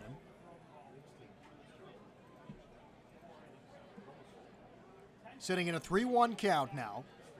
Hawk rocks and delivers. That pitch is right there on the outside, and is a full count now at 3-2. After Romanen will be Tyler Dupuis, and then back to the top of the order and Gio Morello, as we're deadlocked at 2, playing in the bottom half of the 5th inning. The 3-2 to Romanen. It's bounced out to second base, picked up on a hop by Marsden. Throw is in time. Romanen's retired. He's 0 for 2, and there's 1 out. The second baseman, number 6, Tyler. So Romanen's grounded out twice today. And here comes the number 9 hitter, Tyler Dupuis. And Dupuis had a very hard hit ball right back up the middle his last time up. It was a base hit to center field.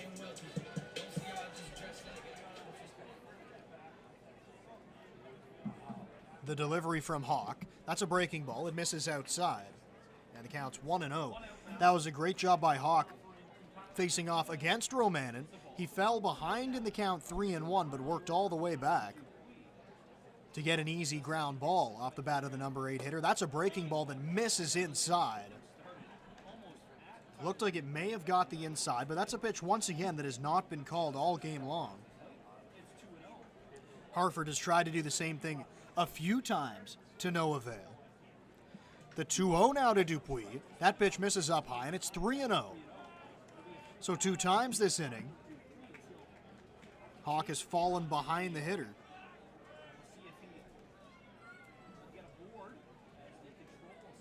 For Hawk, playing in his 6th season in the Intercounty Baseball League. 3-0's right there. That's strike 1. His 4th season with the Panthers. Actually started his career in Burlington.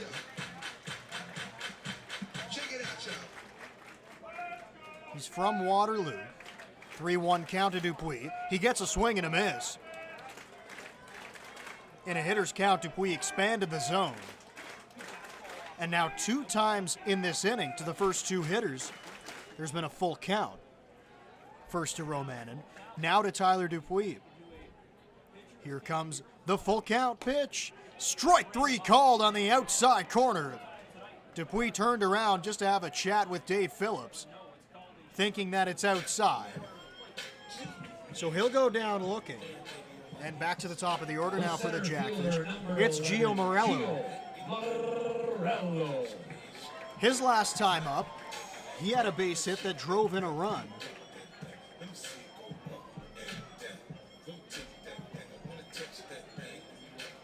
The hit drove home Dupuis.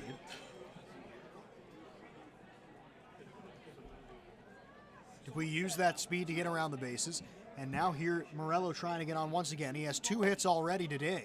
One coming from an infield single back in the first inning. The last one he got into right field. So trying to work on his perfect day at the plate. Gideon stands on deck, and Morello shoots a ball to left field. It's going to drop fair inside the chalk. Morello around first base, on his way to second. The throw in there, and he is safe. The ball's dropped.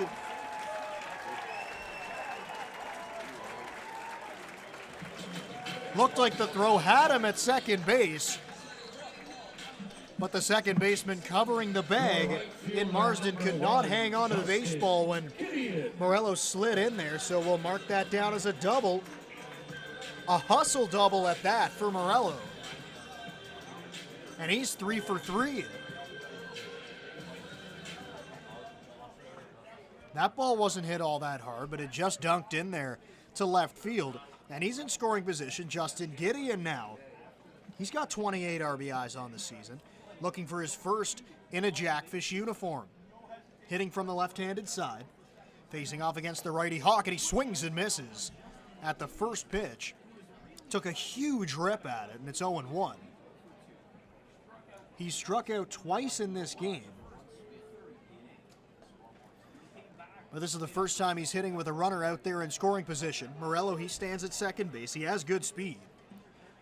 He'll be going on the crack of the bat. Base hit almost 100% Will scoring. Gideon pops it up on the infield. Hawk calling for it. Off the mound, makes the catch.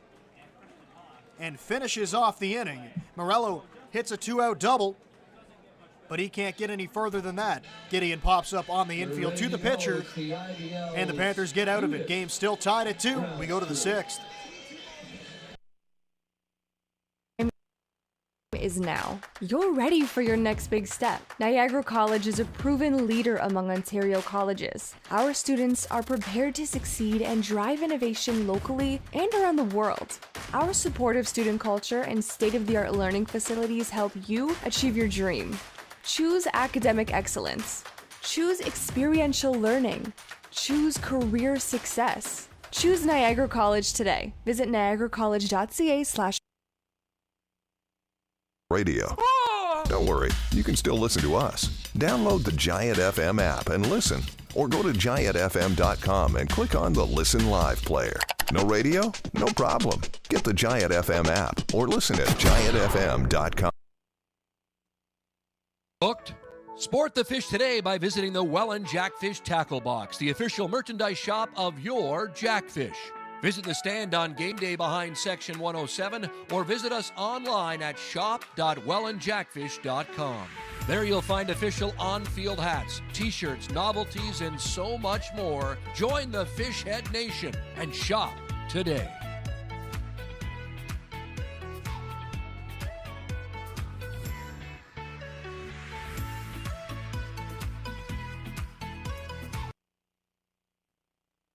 Times when don't try this at home applies. I travel. I'm on the road a lot. Download the free Giant FM app and take us anywhere you want to listen to your hometown classics. Can listen whenever I want. You can't beat that. Get it now at Giant FM.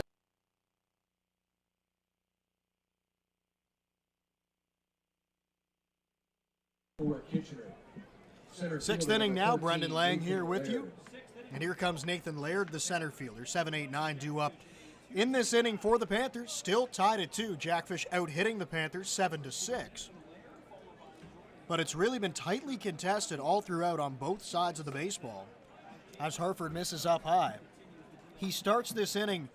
That was his 102nd pitch on the day. And the Jackfish start this inning with their bullpen warming. It's Casey Howard throwing down there.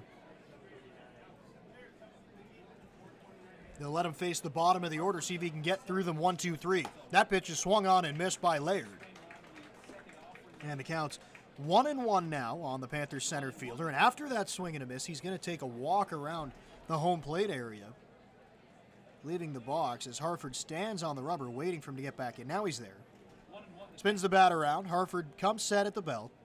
He's got his sign from Cocker, and here comes the 1-1. That pitch is outside. And the count is now 2-1. Laird playing for his hometown team, his second season for the Panthers. He played his college baseball at Brock University, finished up there in 2019. That ball slugged to left field. Nicholson on the run, and he's not going to get there. That ball's going to bounce off the wall. He'll stroll into second base with a double. And that ball was stung off the bat. Right fielder Jordan.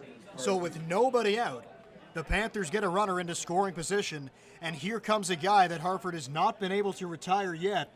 Jordan Carthy to the dish. He's 2 for 2.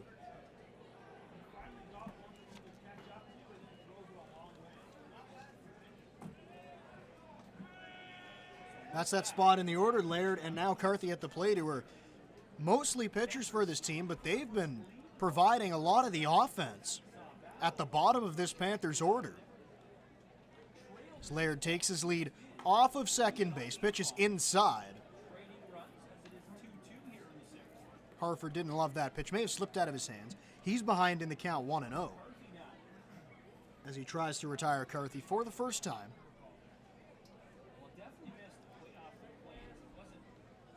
Evan Sherman, he's waiting on deck, and that ball is into left field. It's going to get down for a hit. Laird's going to be stopped right there at third base. Carthy gets his third hit of the game. He's 3 for 3. All of his hits coming to left field. Third baseman Evan Sherman. And there's nobody out with runners at first and third, and here comes Brian Essery out of the dugout.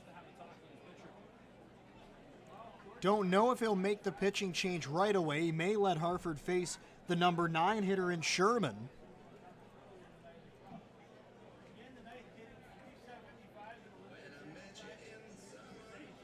So he gets up there on the mound. Doesn't look like he's going to take out his starter right now.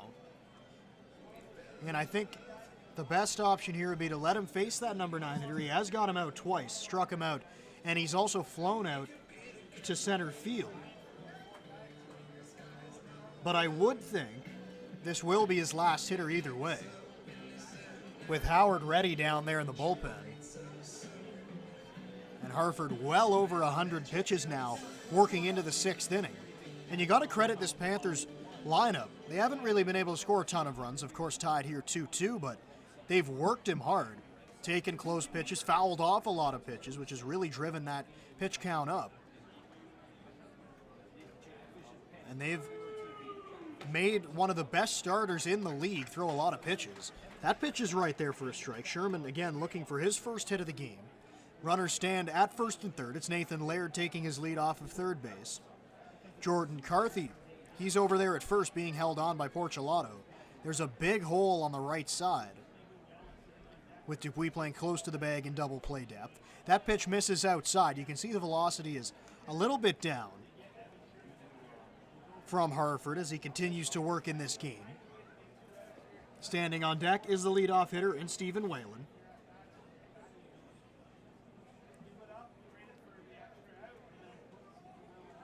The offering, swing and a miss. Hartford got the fastball past him that time. So the count's now 1-2 on the number 9 hitter as he gets up in this count.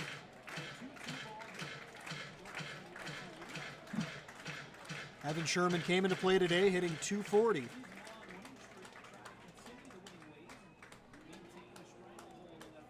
The offering from Hartford, swing and a miss. High fastball went out and chased it.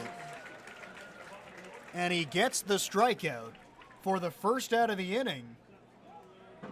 Shortstop Stephen Whalen. And looking down at the Jackfish dugout, no movement. Brian Essery's going to stay in there. So it will be Jake Hartford to face the top of the lineup in Stephen Whalen. Whalen had a base hit to center field in his last appearance at the dish, and he bounces it up the middle. Smybert flip it to second one, back to first, it's not going to be in time. Fielder's choice drives in a run. Nathan Laird crosses the dish, and the Panthers lead it now 3-2. Designated hitter Robbie Goche.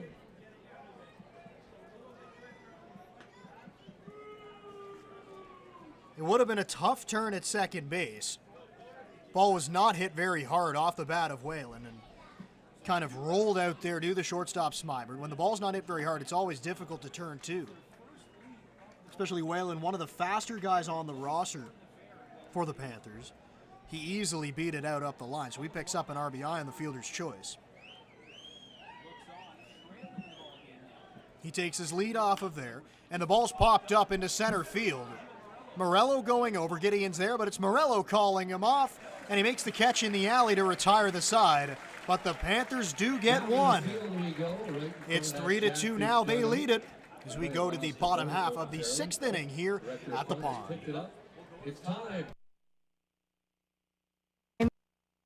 Is now. You're ready for your next big step. Niagara College is a proven leader among Ontario colleges. Our students are prepared to succeed and drive innovation locally and around the world.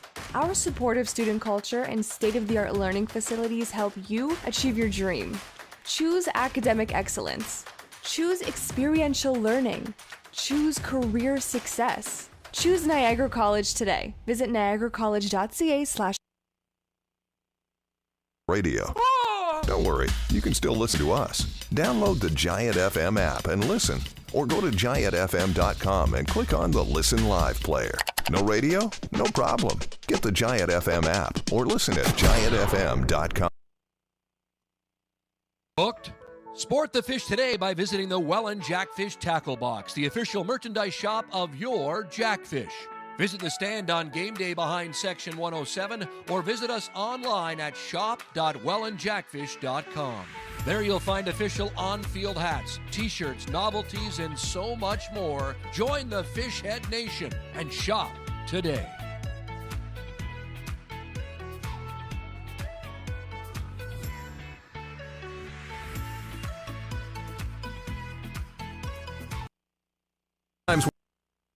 And don't try this at home applies. I travel. I'm on the road a lot. Download the free Giant FM app and take us anywhere you want to listen to your hometown classics. Can listen whenever I want. You can't beat that. Get it now at Giant FM.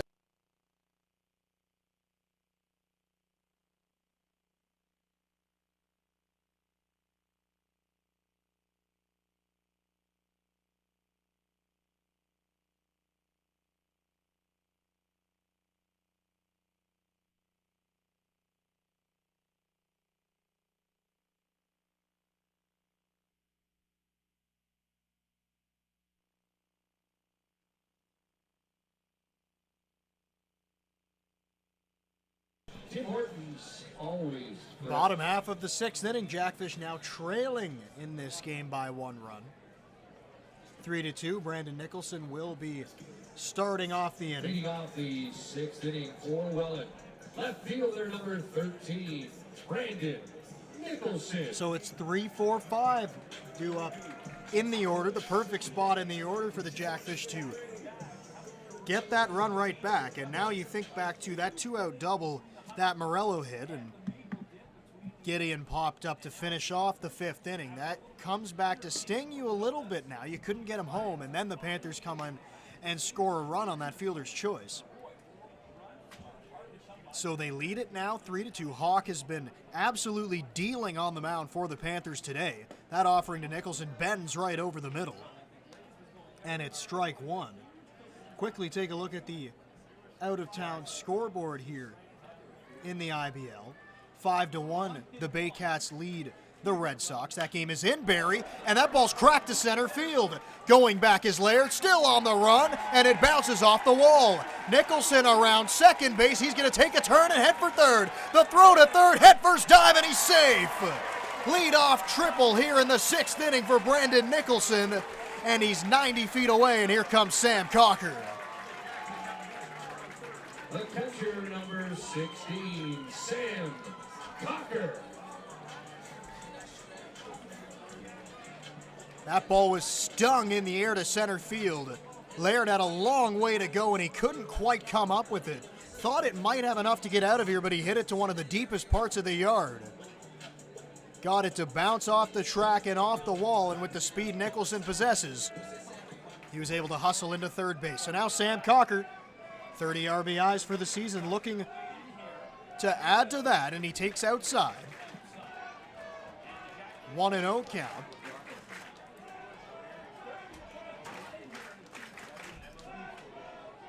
Crowd really getting into it now. As Cocker sits ahead in the count, Nicholson standing at third. That pitch is outside. Called a ball. Mahoney takes a look down there at third base. Not a huge lead. Off of the bag at third by Nicholson, as the third baseman Sherman is playing relatively close, trying to not let him get too far down the line.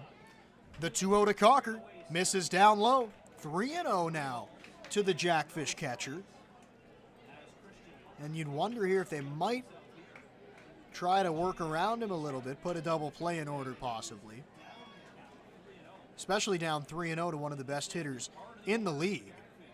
The 3-0 to Cocker. He does throw a strike. It's right there. Cocker was taking all the way. And the count moves now to 3-1.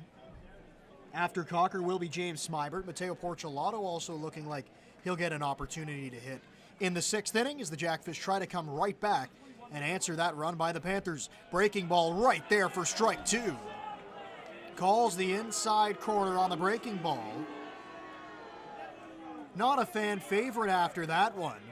Some boos ring out here in Welland.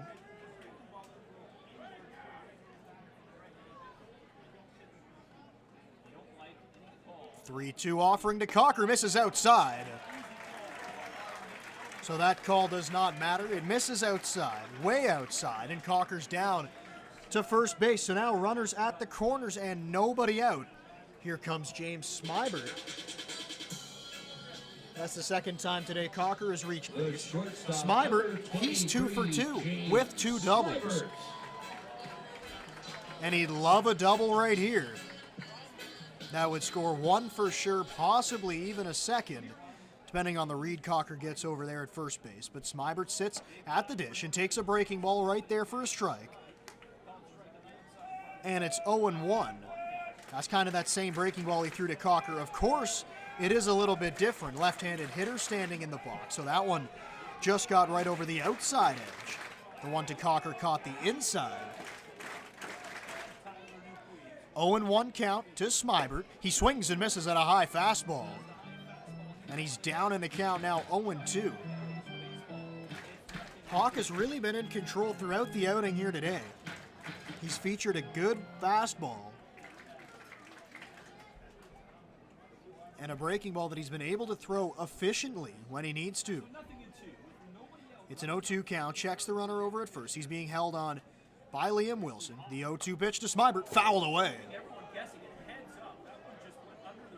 He hit that ball hard into the seats.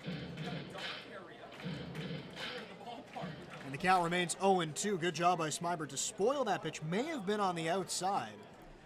Not a pitch that he loved, but just able to extend his arms and hit it out there. So it's an 0-2 count. Throw over to first base. Quickly back is Cocker. He had to have some quick reactions over there. Still nobody moving down in the Panthers bullpen. Laird hasn't thrown a ton of pitches here in this 6th inning. Casey Howard continues to stay loose in the Jackfish pen. I would think he would be coming out of the bullpen to start the 7th inning for Welland.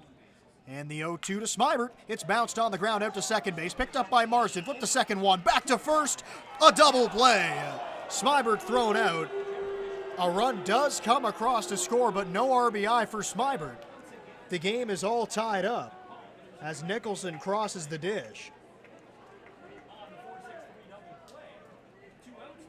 And a very similar play. This time the Panthers are able to turn it. But it does tie the game with nobody out, just trying to get a ball in play. He did that. But if you're on the mound in Hawk, you have to love that as well. Sure, you let a run in, but to get 2 outs for the price of 1, that's huge to keep the damage right there. And he delivers a first pitch strike to Mateo Porcelato. And it's 0-1. The Jackfish have had great clutch hitting all season long. Haven't been able to come up with that massive hit yet here today. Next pitch to Porcelato, misses way outside, counts 1-1. But you're still in a pretty good spot. You got a good outing from your starter in Hartford. He battled through it, but he got through 6 innings, only allowing 3 runs. Next pitch to Porcelato, it's bounced out to first base. Wilson has it. He takes it to the bag himself, and the inning is over. Porcelato grounds out to first base. And we are tied at 3. Jackfish do score 1 on the double play ball off the bat of James Smybert. And we go now to the back third of this game. We go to the 7th inning here in Welland.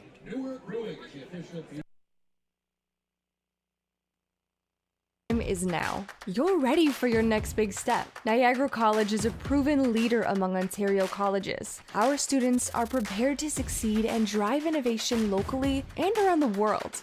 Our supportive student culture and state-of-the-art learning facilities help you achieve your dream.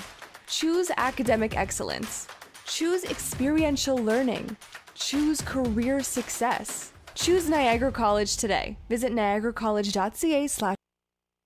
Radio. Don't worry, you can still listen to us. Download the Giant FM app and listen, or go to giantfm.com and click on the Listen Live player. No radio? No problem. Get the Giant FM app or listen at giantfm.com. Book. Sport the fish today by visiting the Welland Jackfish Tackle Box, the official merchandise shop of your Jackfish. Visit the stand on game day behind Section 107 or visit us online at shop.wellandjackfish.com. There you'll find official on-field hats, t-shirts, novelties, and so much more. Join the Fishhead Nation and shop today.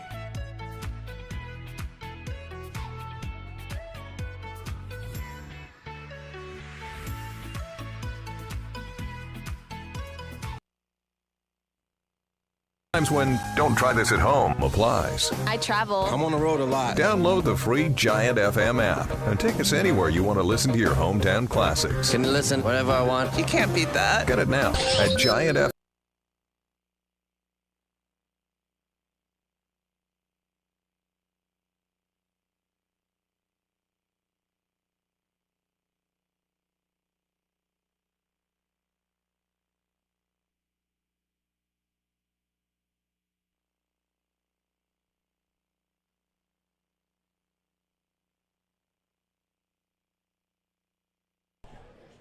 Your attention, please. Now, Seventh inning now, and Casey Howard's into the game for the Jackfish. Jake Harford done after 6 innings, allowed 3 runs, gave up 8 hits.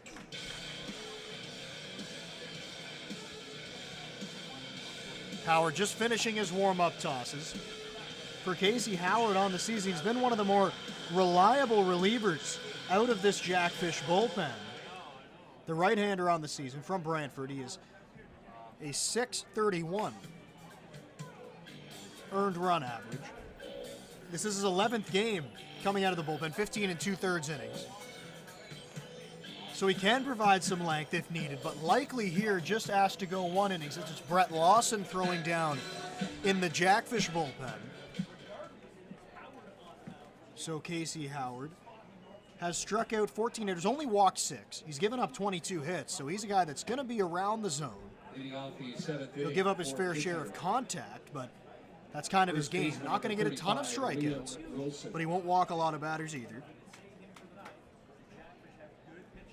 This is his 5th season in the Inter-County Baseball League. Spent his entire career in the organization, actually started back in Burlington with the organization before coming here to Welland. That ball's bounced out to third, picked up by Hunt. Long hop, throw is in time to get Wilson. 1 pitch, 1 out coming out of the bullpen for Howard. That's the first time today Wilson has been retired by Jackfish pitching. Harford could not get him out. Allowed 2 singles and a walk against him, but it takes just 1 pitch for Howard to retire him. So now here comes Keegan Marsden to the dish. Marsden is 1 for 3 on the day. He struck out, doubled, and flown out to right field.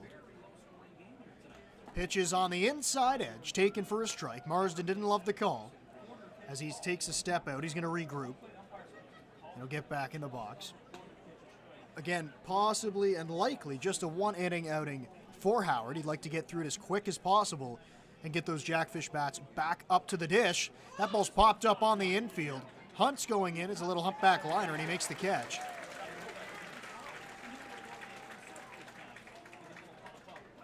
Easy pop fly. Caught by the third baseman Hunt, and there's 2 out.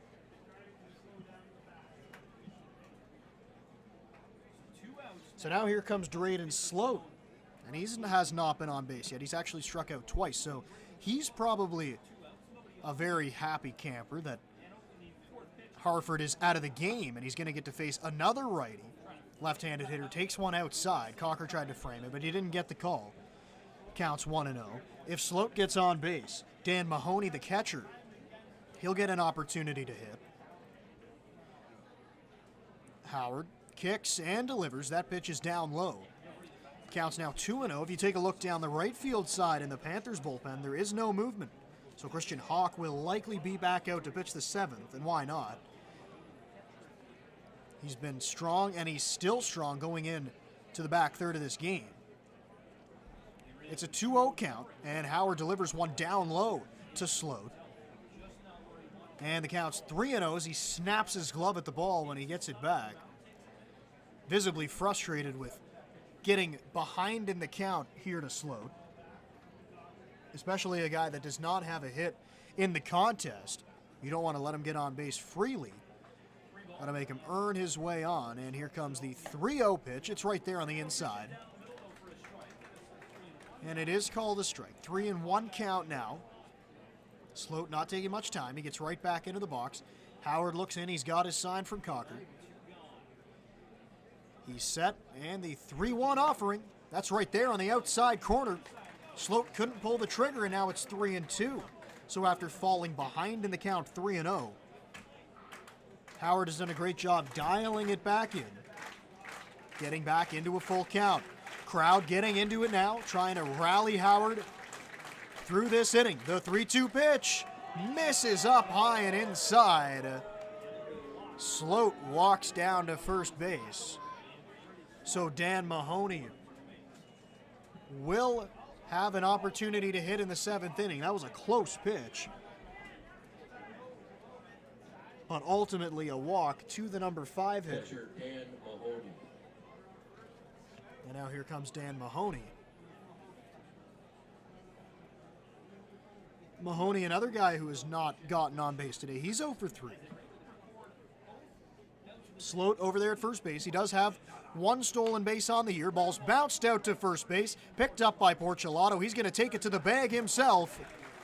And the inning is over. One man gets on the walk, but the next pitch, Howard gets out of it, getting Mahoney to ground out to first base. Still 3-3. We go to the bottom half of the 7th inning. It's stretch time here in Welland. And the one and only.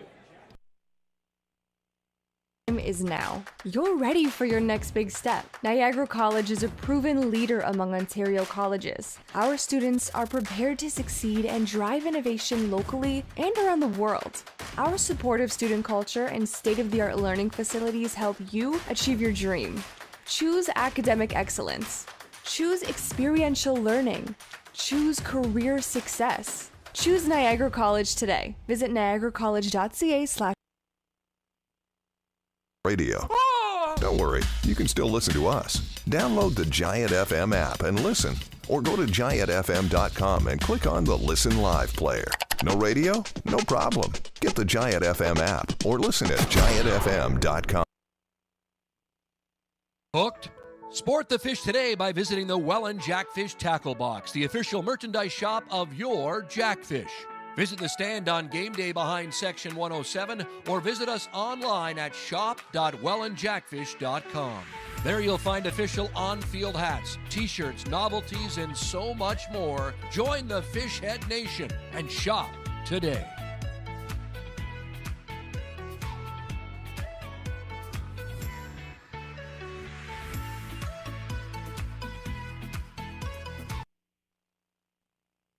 Times when don't try this at home applies. I travel. I'm on the road a lot. Download the free Giant FM app and take us anywhere you want to listen to your hometown classics. Can listen whenever I want. You can't beat that. Get it now at Giant FM.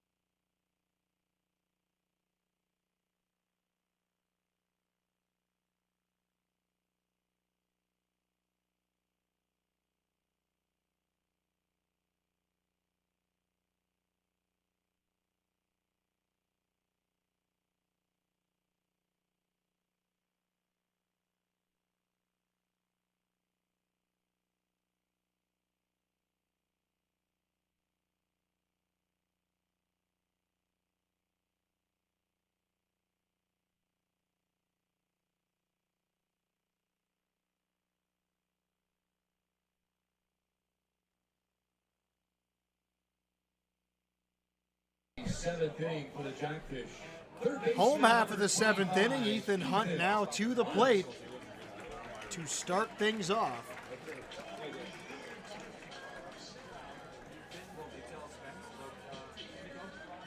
Hunt, Romanen, and Dupuis in this seventh inning as the Jackfish try to take the lead. It's a tightly contested game, and Hawk has been a big reason for that. Been dealing on the mound.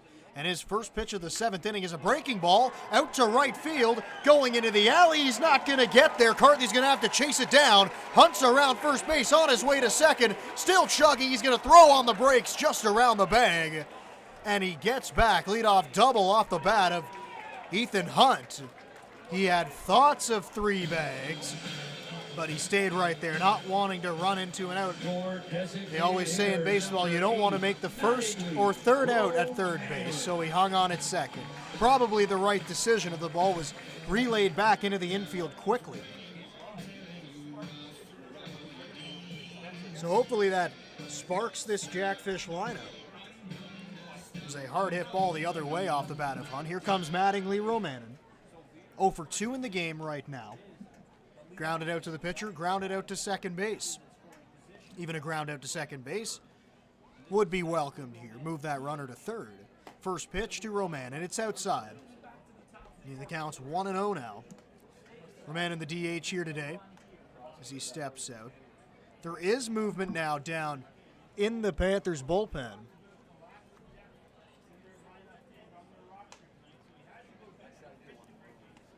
Hawk comes set. He's going to check the runner at second base. And the offering to Romanen. That pitch misses inside. And the count now moves to 2-0. Romanen getting into a good hitter's count here against Hawk. And especially getting late into this outing now for the Panthers starting pitcher. You want to make him throw as many pitches as possible. The 2-0 to Romanen. It's hit up the middle. That's through for a base hit. Going around third base is Hunt. He's going to come across the plate. RBI single up the middle for Mattingly Romanen, and it gives the Jackfish the lead. It's 4-3. The second baseman, number 6, Tyler Dupuis.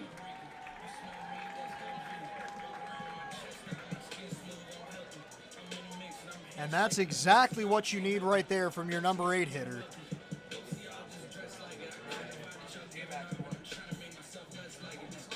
Didn't try to do too much. Got his bat on it. Hit it right back up the middle. Great piece of hitting by Romanen, and he's out of the game now. Here comes Hogan Brown. He is going to run over there at first base. Dom Menard, he's out of the dugout. Have a chat with Christian Hawk. Still nobody out. Jackfish now lead at 4-3. Hogan Brown does have good speed standing over there at first base. Romanen coming into play does not have a stolen base on the year. Hogan Brown has 14. And he's had some limited playing time as well, so that really illustrates the kind of athlete that he is. Long chat on the mound. And he will make a pitching change. So Christian Hawk out of the game after giving up 4 runs, and really a great outing pitching in to the 7th inning. Runner at first base and Hogan Brown as we have a pitching change here at Welland Stadium. We'll be back.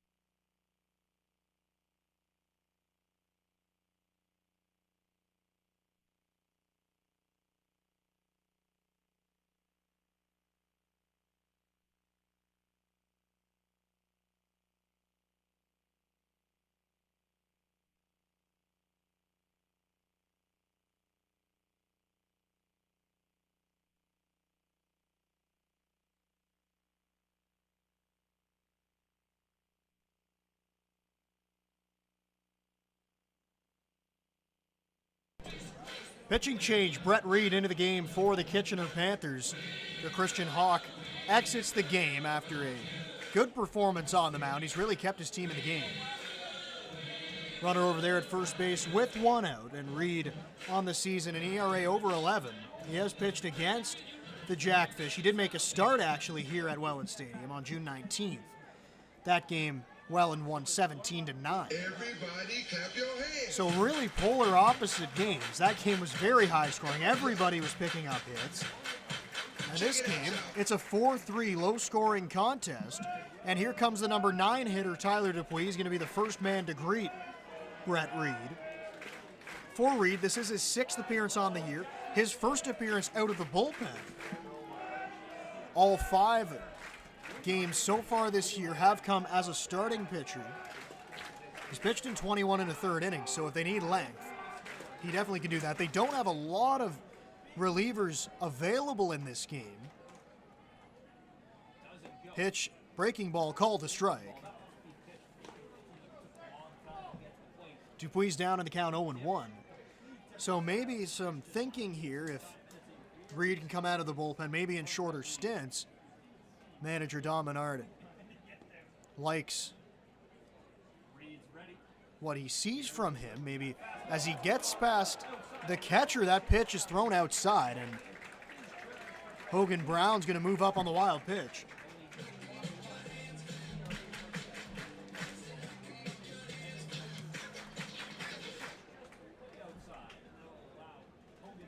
So now another runner in scoring position here.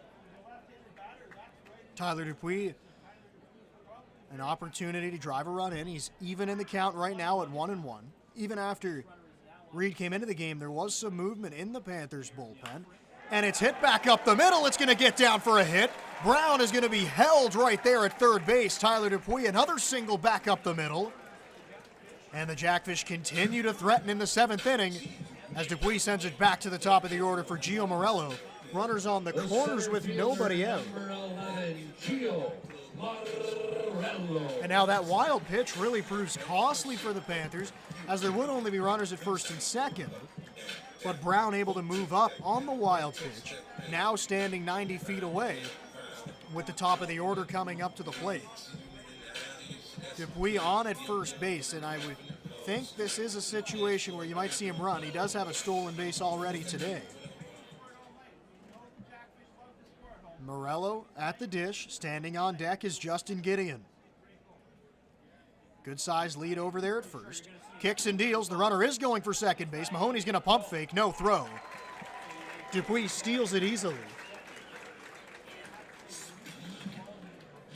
So that puts 2 runners in scoring position. I think everybody in the ballpark knew he was going to be moving on the pitch.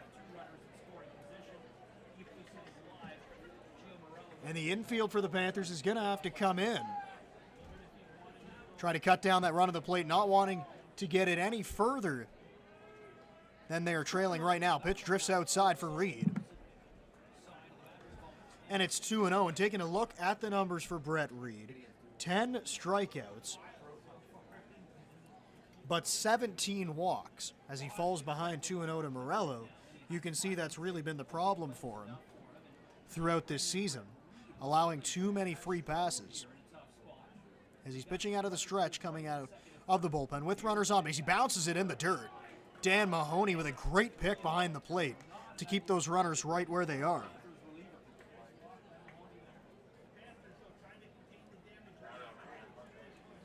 Brett Reed played his college baseball at Okanagan College out in British Columbia. It's a 3-0 count to Morello. He comes set, pitching out of the stretch, and the offering. It misses down low. Morello walks on 4 straight pitches, and here comes the newest member of the Jackfish, Justin Gideon, with nobody out, and the bases loaded. Right fielder number 1, Justin Gideon.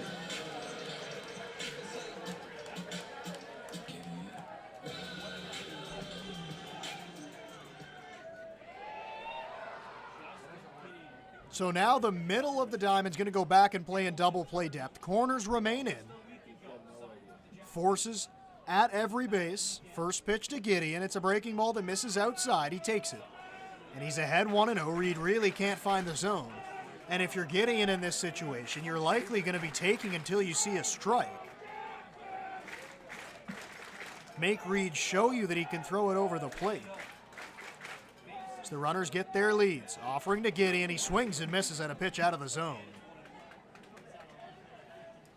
Taking a look at the runners right now, it's Hogan Brown who pinch ran for Mattingly Romanen standing at third base. Out at second base is Tyler Dupuis, and then it's Gio Morello on at first, who just walked. 1-1 count to Gideon. Reed is set, and the pitch, it's outside. Once again, Dan Mahoney able to get his glove out there and make the play. Reed really having trouble dialing it in. Even the pitch that Gideon swung at was not in the zone. Gideon helped him out a little bit. 2-1 count now. The offering, it's inside. Gideon raised his arms to get out of the way of that one. And it's 3-1 now with nowhere to put him. Gideon looking to pick up his first hit, looking to pick up his first RBIs as a Jackfish. The 3-1 misses outside. That'll walk a run home. Hogan Brown trots in from third base. That is the first RBI of his Jackfish career. Probably not in the way that he expected it.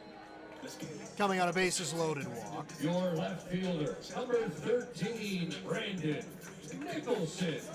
So he stands at first base now. That pushes Morello up to second base. It pushes Dupuis to third base.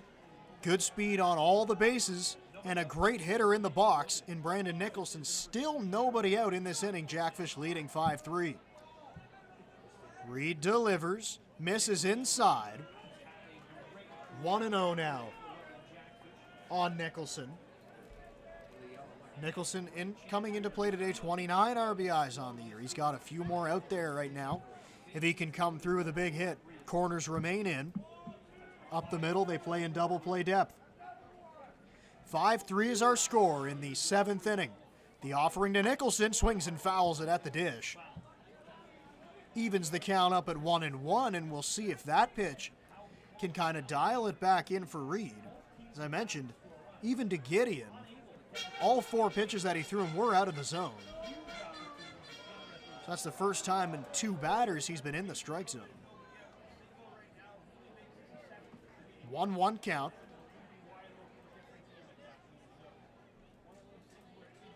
And the pitch. Nicholson bounces it to third. He's going to come home with it. The throw is in time. Step on the plate. It is a forced play there. Sliding in is Dupuis, but he is out. The catcher. So Dupuis thrown out. Getting on at first base is Nicholson on the fielder's choice. The other runners move up. Morello to third base now.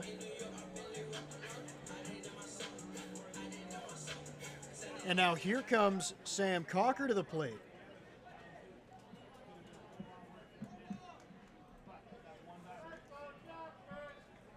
That was a weakly hit ball to third base. Good play by the third baseman, Evan Sherman. And now Cocker corks a ball left field, but it's going to get foul. Going over is Sloat, and he drops it. And you know what? That may actually be better that he missed the ball, because if he catches it, that's a guaranteed run.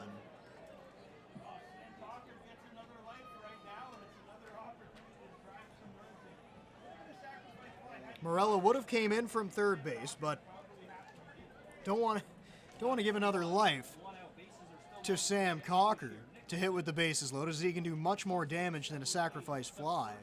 Next pitch is inside. 1-1 count. That ball off the bat, it was hit hard. I thought it was going to get well foul. I didn't think it was going to stay in play when he first hit it. But Sloat was able to get over there. 1-1 count on Cocker. Runners take their leads. And the offering, that's popped up foul. It'll get over our heads. And now Cocker falls behind in the count 1-2. And if you're the Jackfish here, yes, you've scored those 2 runs. You've taken the lead. You lead by 2 now at 5-3. But with the bases loaded and nobody out, you have to find a way to get more. Of course, now there is one out after the fielder's choice. Reed ahead in the count, 1-2. The pitch to Cocker, it's inside. Looked like he wanted to swing at it, but he wisely held off. Count evens up at 2-2. Morello at third base. Justin Gideon, he's on at second base. He walked with the bases loaded to get a run home. And it's Brandon Nicholson over there at first base. Time is called as Reed's going to step off. Take a little bit of time to get his bearings. Now he's back on the rubber and ready to go. He comes set. 2-2 count. Here comes the pitch. Cocker hits it in the air left field. Slope going back just in front of the warning track. Now going over and making the catch. All the runners are going to tag up. Morello's in to score. Moving up to third base is Gideon. Nicholson into second. Sacrifice fly for Sam Cocker. And he stretched the lead out to 3. It's now 6-3 Jackfish. Shortstop number 23, James Slibers. So once again, sacrifice fly for Cocker.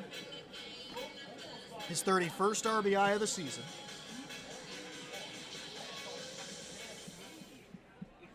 And here comes James Smibert. Smibert is 2 for 3. 2 doubles, and he's grounded into a double play. There are 2 outs in this inning, and he swings and misses at a pitch outside of the zone. And the count's 0-1. And it's good the Jackfish did get another run, but still would like to get some more. It looks like it will be Brett Lawson coming into the game for Welland as he's continuing to stay loose down in that left field bullpen. Smibert's behind in the count, 0-1. The pitch from Reed, it's down low. And the count is 1-1. 2 outs in this inning. Gideon over there at third base. Nicholson at second. Standing on deck right now is Mateo Porcelato. He's looking to get an opportunity to hit in the 7th inning if Smibert can find a way on base. The 1-1 pitch to Smibert in the air center field. Moving over is Laird. He gets there and makes the catch to retire the side. But the Jackfish score 3 times, and they lead it now 6-3. Chris Boato out of the bullpen for the Jackfish as we go to the 8th. Someone's going to win.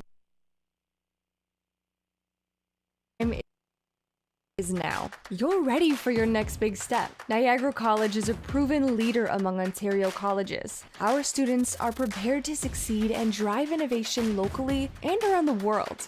Our supportive student culture and state-of-the-art learning facilities help you achieve your dream. Choose academic excellence. Choose experiential learning. Choose career success. Choose Niagara College today. Visit niagaracollege.ca/. Radio.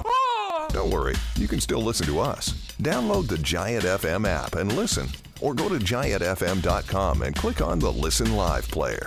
No radio? No problem. Get the Giant FM app or listen at giantfm.com. Hooked? Sport the fish today by visiting the Welland Jackfish Tackle Box, the official merchandise shop of your Jackfish. Visit the stand on game day behind Section 107 or visit us online at shop.wellandjackfish.com.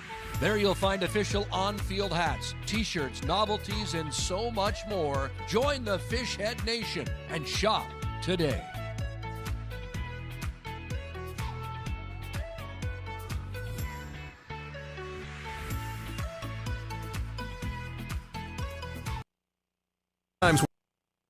And don't try this at home applies. I travel. I'm on the road a lot. Download the free Giant FM app and take us anywhere you want to listen to your hometown classics. Can listen whenever I want. You can't beat that. Get it now at Giant FM.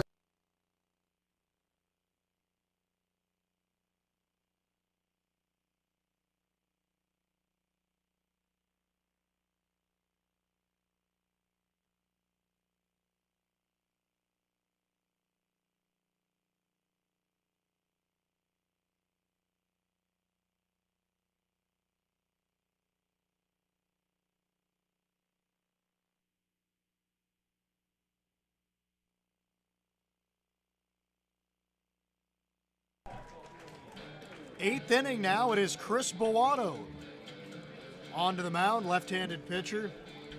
He'll be tasked with pitching the 8th inning. He's definitely capable of going more than one inning, but we'll see. Likely in this game, probably just this one frame that he will throw. This is his 13th game of the year, and he's been probably the most heavily relied upon reliever out of this Jackfish bullpen. Center fielder number 14. Remember talking to Brian Essery, just saying how much he enjoys when Bowato's out on the mound. Just the fact that he throws a lot of strikes, works very quickly, and he's got a 3.27 ERA. A great weapon to have out of the bullpen, and he gets a swing and a miss from Laird. 7, 8, 9 hitters due up. Laird, Carthy, and Sherman. Laird's last time up, he roped a double to center field over the head of Morello. Jackfish lead at 6-3. Next offering from Bowato. That pitch misses up high. He thought he might have had the call, but he just missed above the letters. The count is 1-1. Bowato 7 walks to 31 strikeouts on the season. Next pitch from Bowato is down low. And the count's 2-1 now as he's going to take a quick walk around the mound, rub up that baseball. Try to regroup, get back on there. He got the first pitch strike to Laird, and then he's missed back-to-back. Pitching out of the windup, and the 2-1 to Laird. That's a strike right on the outside edge. And the count evens up now at 2-2. Nobody throwing in the Jackfish bullpen right now. Of course, this is definitely Bowato's inning, especially with a 3-run lead now. Bowato, he's got his sign from Cocker. Winds and fires. Strike 3. Got him swinging. First out of the inning. Laird is set down on strikes. And now here comes Jordan Carthy. Carthy has not been retired today. He's got 3 hits, all of them coming to left field. His last hit he picked up drove in a run.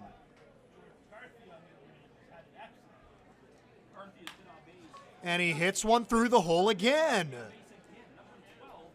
Carthy with his 4th hit of the game to left field. And he's on first base here in the 8th inning. And here comes Evan Sherman. Third baseman Evan Sherman.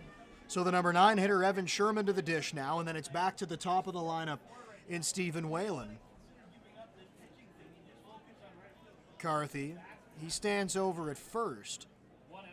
Sherman on the day, he's 0 for 3, and he bounces a ball right back to the mound. Bowato off, he gloves it, his throw is in time. Porcelato able to keep his foot on the bag. Good defensive play by the pitcher, Bowato, to get off the mound quickly. And there's 2 outs now, and back to the top of the order. Here comes Stephen Whalen.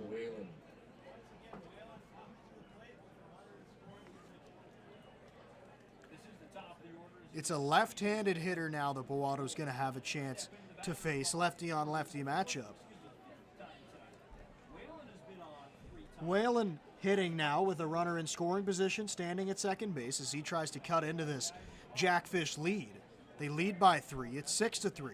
Robbie Gauthier, the DH, he stands on deck, and he'll get an opportunity if Whalen can get on. Pitch is bounced in there, picked up nicely behind the plate by Cocker. Not allowing the runner at second base to go any further. Bowato kind of shaking out his left hand now. As he looks in, he's got the sign. Set the offering. It's right there on the outside. He paints it. It's a 1-1 count now to the leadoff hitter in Whalen. Whalen, his last time, grounded into a skate.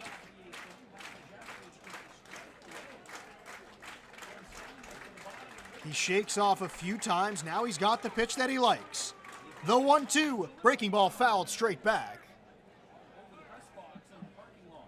And it's going to remain a 1-2 count. Looked like he went with a breaking ball there and was left up in the zone. He was only able to foul it off. Bowato likes to mix his pitches. A very unpredictable guy out there on the mound. Crowd getting into it once again, trying to will Bowato through the inning, just misses off the plate outside. He started towards the dugout but didn't get the call from Dave Phillips. And now he's going to take a step behind the mound and rethink things. Now back out onto the rubber, looking in to Cocker once again. He's got his sign quickly this time. Left on left matchup. Couple checks on the runner at second base. Pitch is hit right to first base. Barehanded by Porcelato. Take it to the bag himself. A little magic trick to finish the inning by the Jackfish first baseman.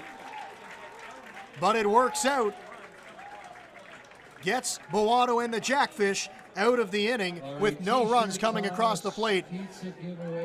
After the top of the 8th inning, Jackfish still lead at 6-3 as we move to the home half of the 8th here at Welland Stadium.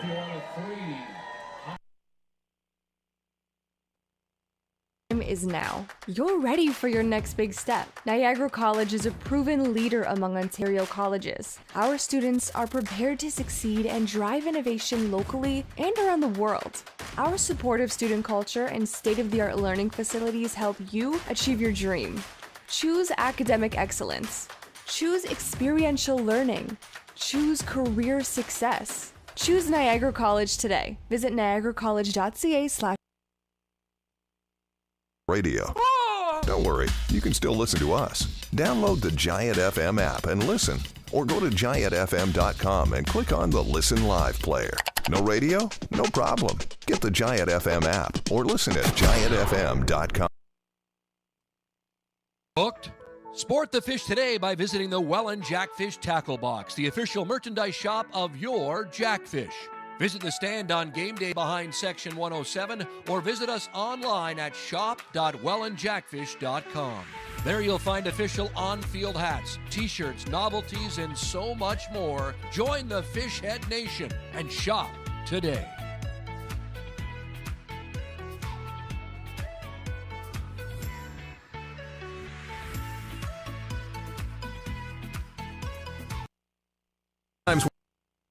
When don't try this at home applies. I travel. I'm on the road a lot. Download the free Giant FM app and take us anywhere you want to listen to your hometown classics. Can listen whenever I want. You can't beat that. Get it now at Giant FM.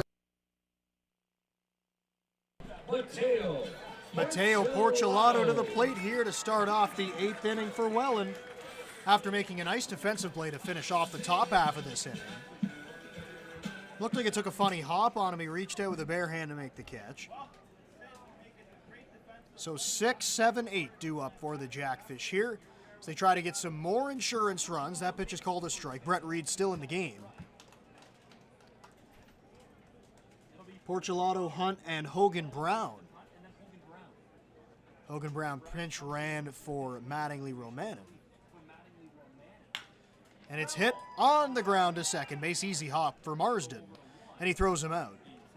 First out of the inning. And now here comes Ethan Hunt.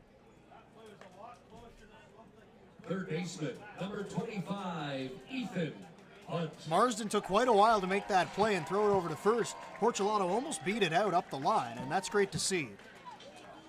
6-3 game, still playing with a lot of intensity.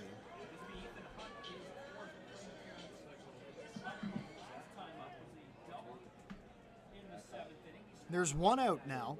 Ethan Hunt to the dish. 6-3 Jackfish lead it. Brett Reed on the hill. He fires one right down the middle, and Hunt fouls it straight back. 0-1 count to Hunt. The last time he walked up to the dish, he smashed a ball to right field for a double.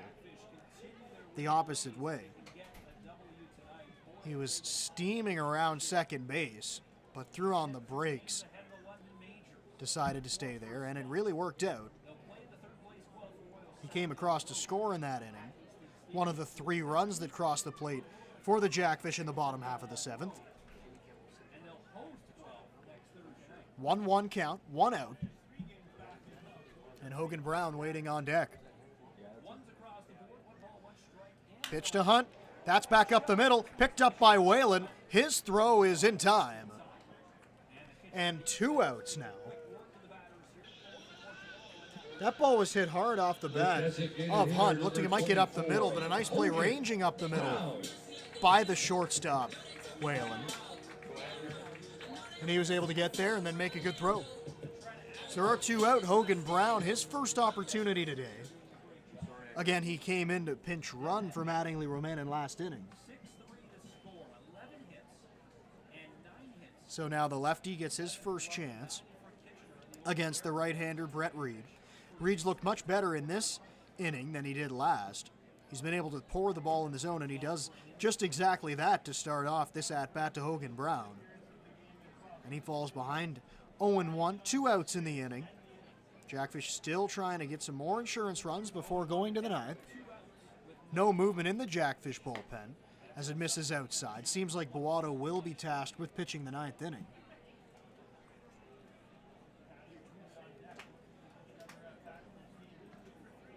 One count on Brown.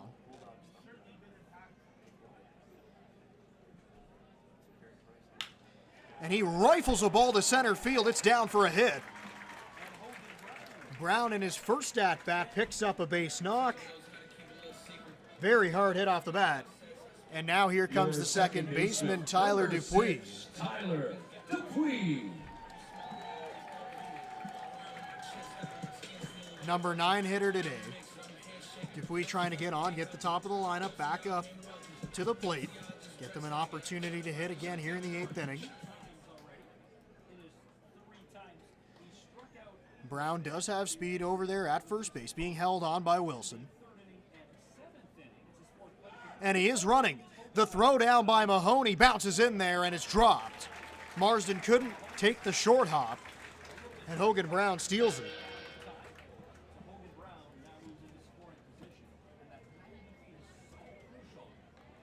So Dupuis now in a hitter's count and a runner out there at second base.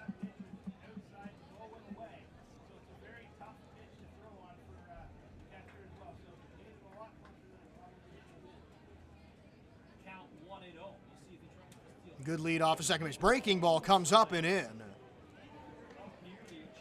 And it's 2-0.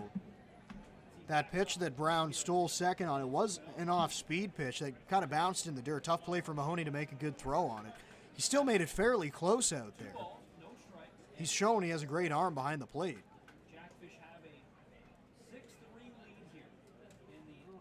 Dupuis ahead in the count, 2-0. The pitch from Reed, swing and a miss. Big swing from Dupuis. And it's 2-1. You take a look over to that right side. We know Dupuis is able to hit the ball the other way with regularity. Wilson playing close to the first base line. And the second baseman, Marsden, playing close to the bag at second base with Brown standing out there. There's a lot of room to work with. It is a 2-1 count to Tyler Dupuis. The pitch from Reed, it's right there on the outside corner. 2 balls and 2 strikes now. Dupuis trying to come through with 2 outs. Get that run in from second base, provide some more relief for the Jackfish pitchers. 2-2, swing and a miss.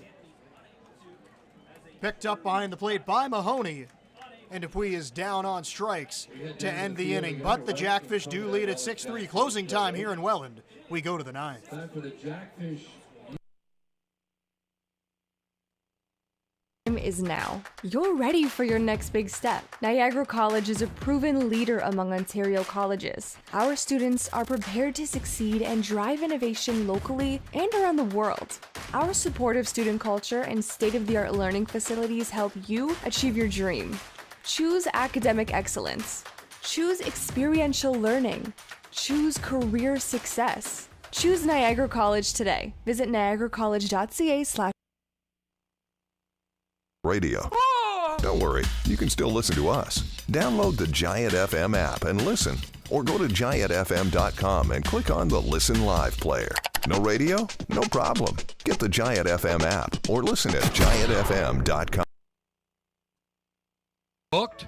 Sport the fish today by visiting the Welland Jackfish Tackle Box, the official merchandise shop of your Jackfish. Visit the stand on game day behind Section 107 or visit us online at shop.wellandjackfish.com. There you'll find official on-field hats, t-shirts, novelties, and so much more. Join the Fishhead Nation and shop today.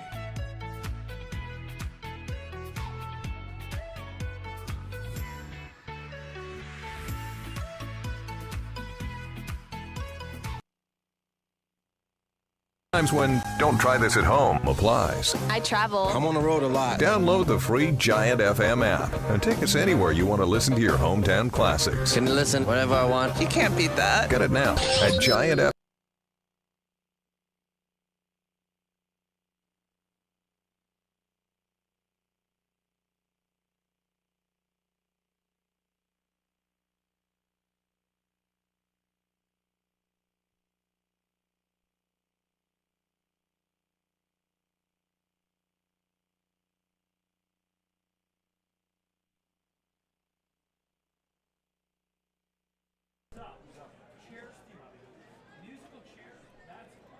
Leading off the Top of the ninth inning we go. It's Chris Bowato back out on the mound. Kitchener designated hitter number 2. Didn't know if we'd see him for another inning, but he is out there. He's going to try to earn the save here.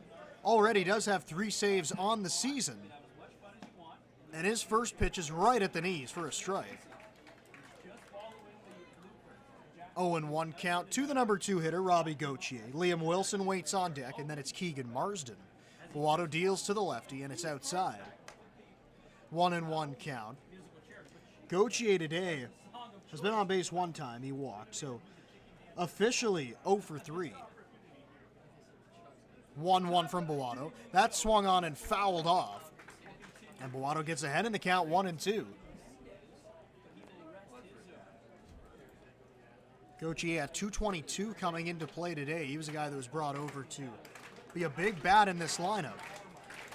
But his bat has not come around so far this year. The 1-2 from Bowato. Breaking ball just missed. Cocker came out of the chute to throw it down. Didn't get the call, though. Crowd doesn't agree, and the count's 2-2. Bowato, visibly frustrated, takes a step off the mound. Now he gets back on.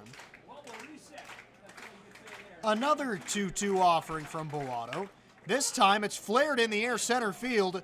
Out there is Smybert, and he makes the grab for the first out of the inning, and there's one gone off the bat of Robbie Gauthier. Here comes Liam Wilson. The ball was popped up softly at center field. Morello really had absolutely no chance of getting there.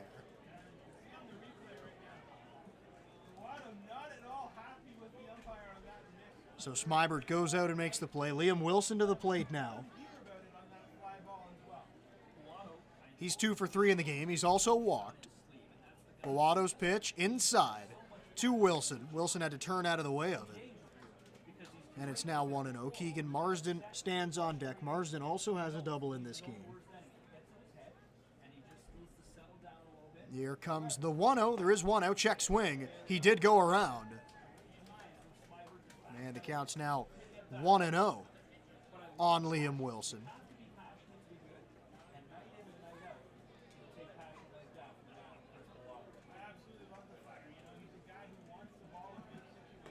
One pitch misses up high. And the count now moves to 2-1. Bowato once again kind of taking some extra time before delivering the next pitch. He's set now, pitching out of the full windup and the 2-1 pitch.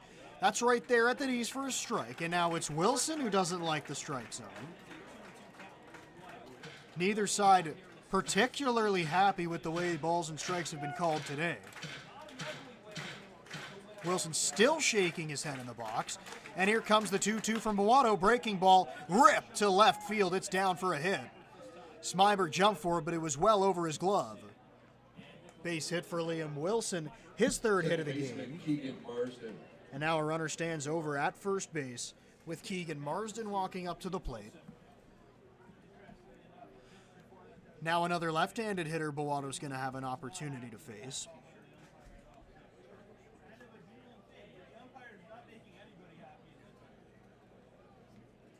Marsden coming into play today hitting .264, but a season ago had his best offensive year at the plate as he takes one on the outside, hitting over .330 last year. So the offensive numbers definitely a little bit down coming into play here today. Boato looks at the runner, deals to Marsden. That's right there for a strike. And he quickly jumps ahead now, 0-2. Marsden hasn't looked like he's been able to pick up the ball too well in this at-bat so far to Boato. He quickly falls down in the count. Boato sets, and the 0-2 to Marsden. It's fouled away. That ball was smoked foul towards that Jackfish dugout down the third base side. It's still 0-2 once again. Didn't seem like he saw the pitch very well. He was way late on it.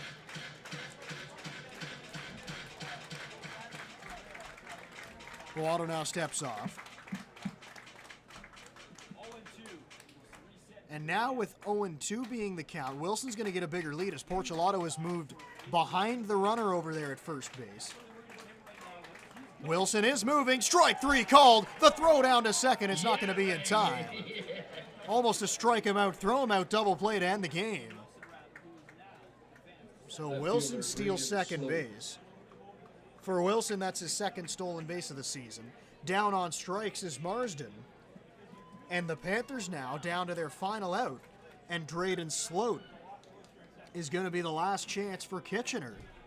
He's 0 for 3 in the game, walked his last time up, and he swings and misses at the first pitch. Falls behind in the count 0-1. Dan Mahoney stands on deck. On deck right now, Mahoney does not have a hit in this game. 0 for 4. Left on left matchup. This is the guy that Boato wants to retire. That pitch misses outside. Crocker was set up more on the inside part of the plate, but he missed all the way across. So the count evens up at 1-1 to Sloat. Sloat does have some power. 1 home run on the season.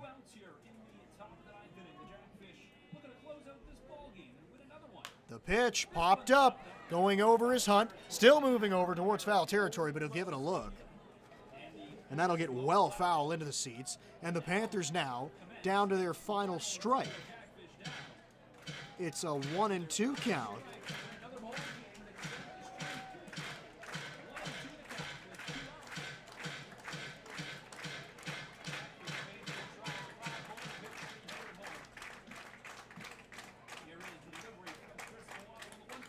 Boato offering, swing and a miss.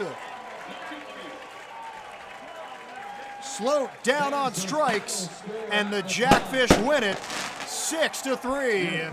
Jackfish 6, the Kitchener Panthers 3.